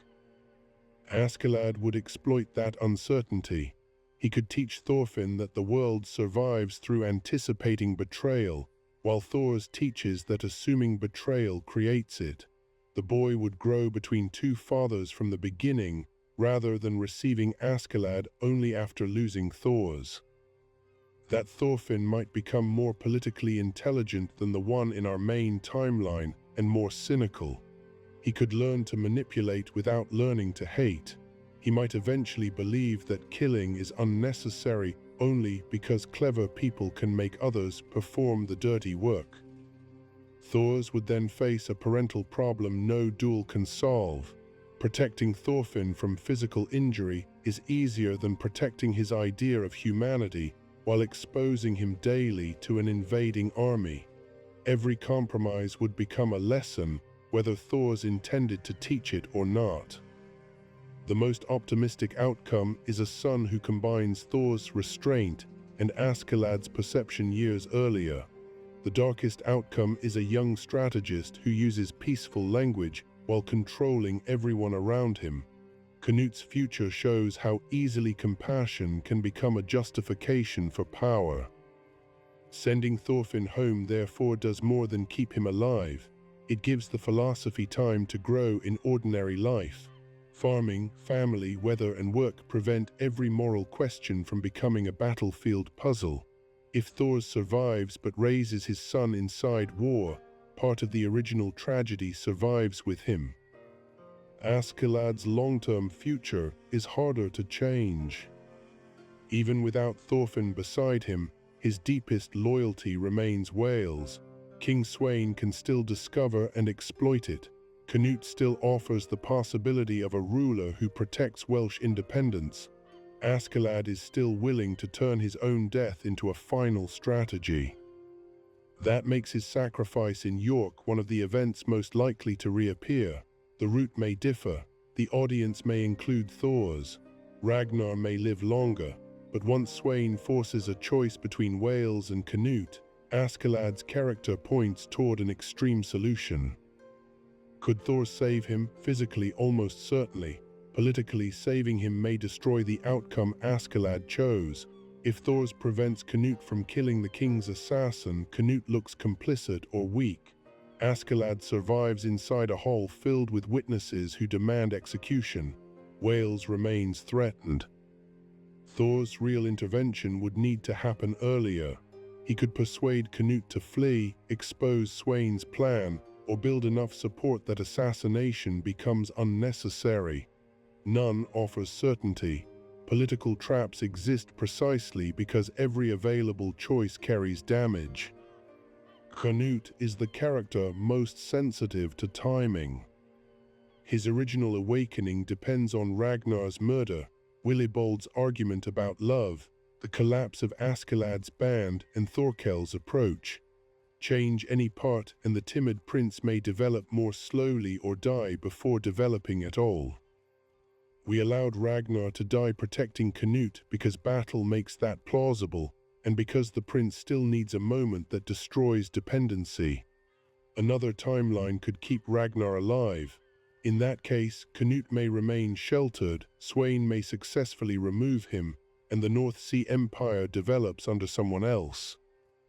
Thors cannot simply give Canute confidence through an inspiring speech. Personality formed over 17 years does not reverse because the correct man enters the room. What Thors can provide is an alternative model at the exact moment grief forces Canute to search for one. If that model takes hold, Canute likely becomes less willing to use secret murder. He does not become a pacifist. Kingship in the 11th century is enforced through armed followers, punishment, and control of resources. A Canute who refuses every violent act does not remain king long enough to reform anything. The most believable difference is not a peaceful empire. It is a ruler who reaches coercion later, questions it more often, and preserves alternatives that the original Canute gradually stops seeing. The fate of Einar and Arnheid is the most uncertain part of our happier chain.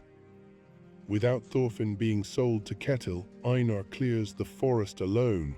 He loses the friendship that saved both men in different ways.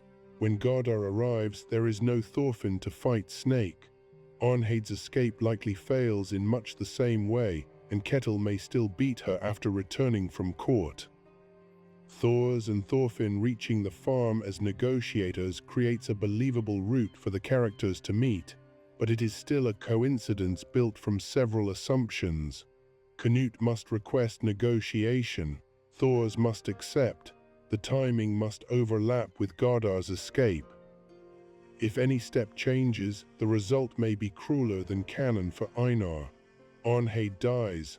Einar remains enslaved until his field earns freedom, perhaps carrying grief without the one person who understood the pit of guilt. He never sails to Vinland.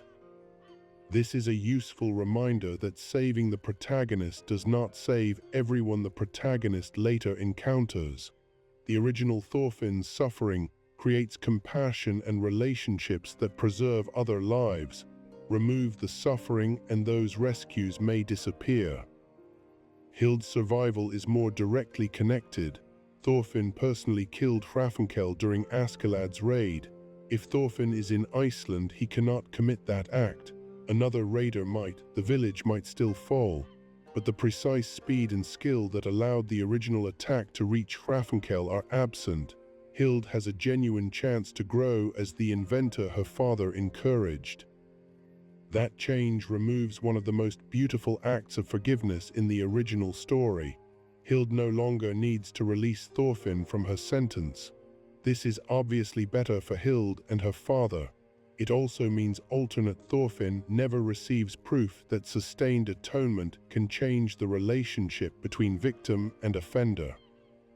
Good timelines do not always produce the same beautiful moments through kinder routes. Sometimes the beauty existed because people responded bravely to harm that should never have occurred. The Jomsvikings almost certainly cannot ignore a living Thors forever. When leadership changes, his name becomes politically useful whether he consents or not. Van would prefer the famous adult to an untested son. Floki would view Thors as an even larger threat. Thorkel would follow the rumor simply for the chance to fight him.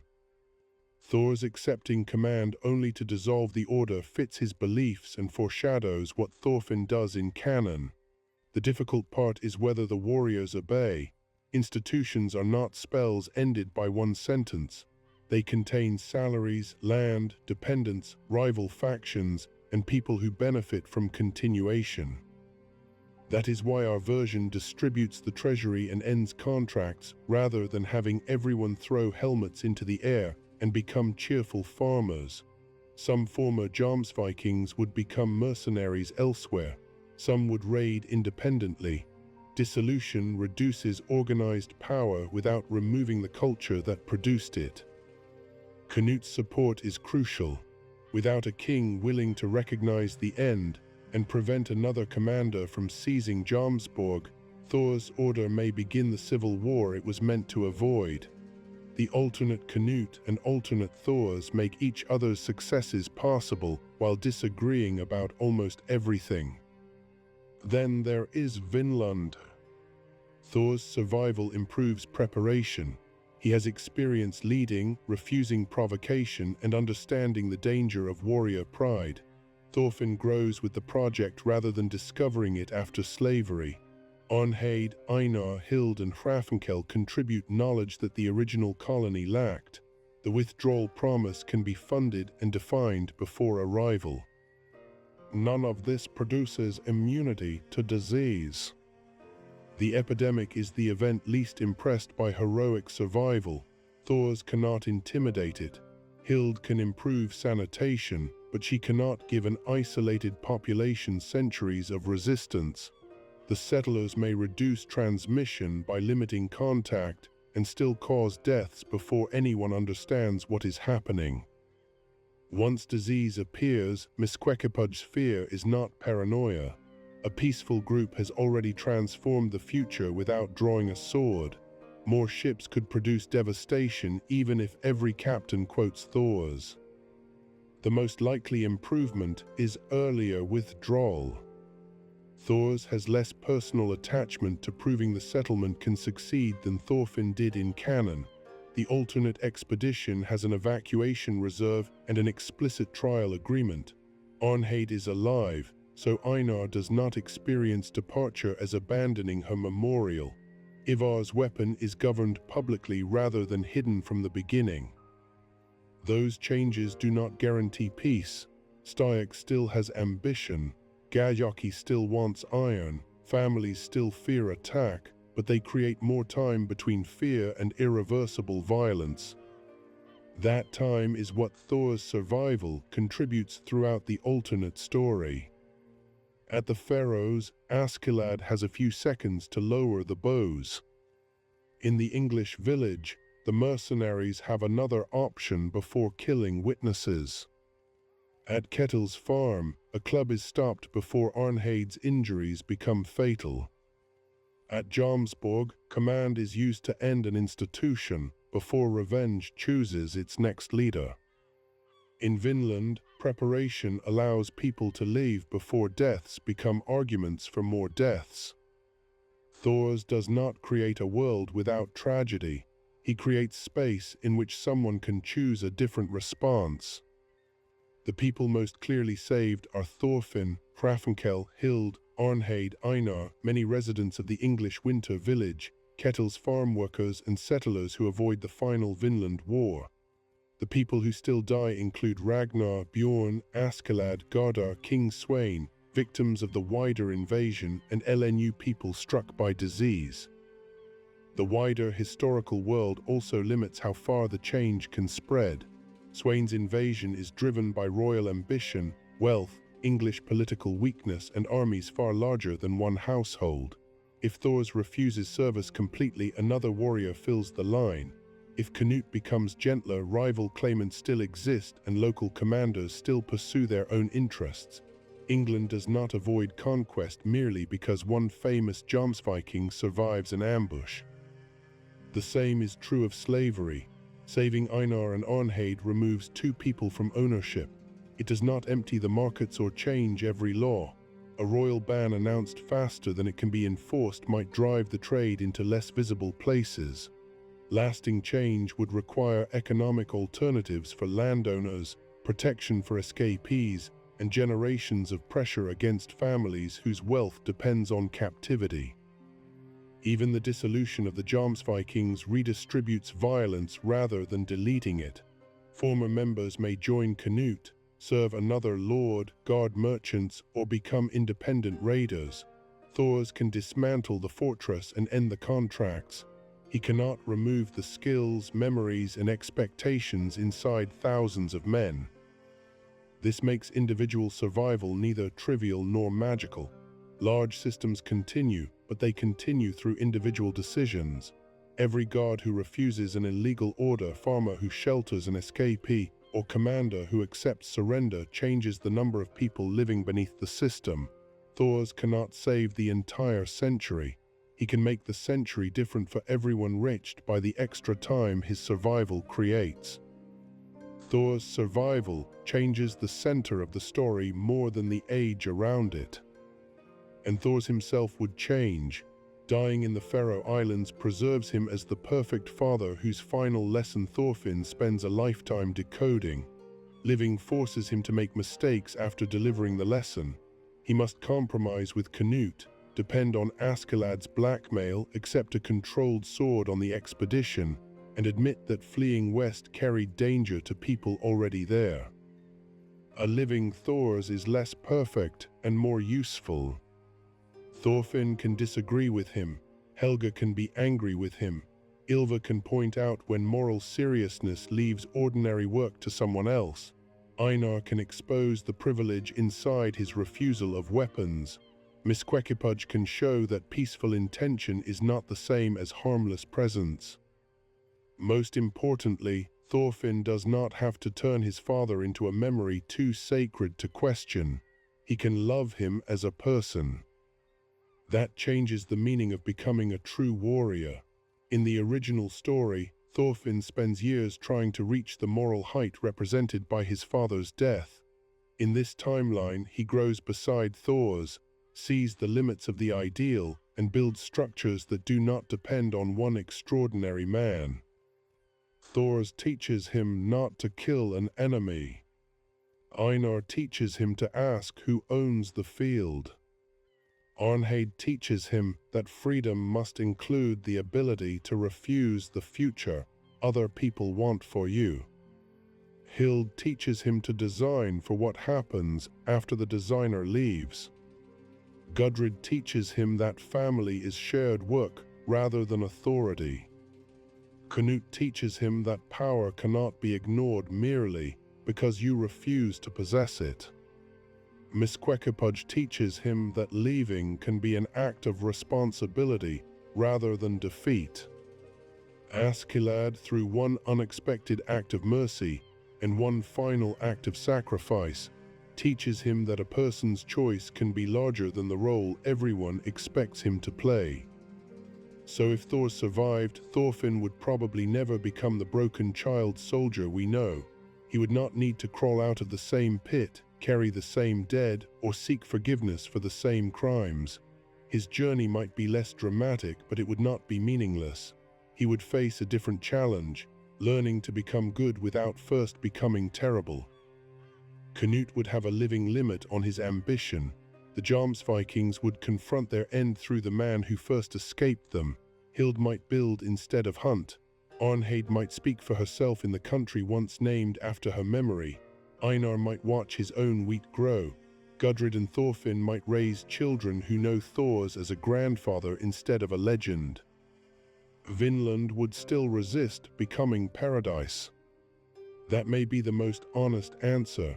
Thor's death was not the only reason the world was violent.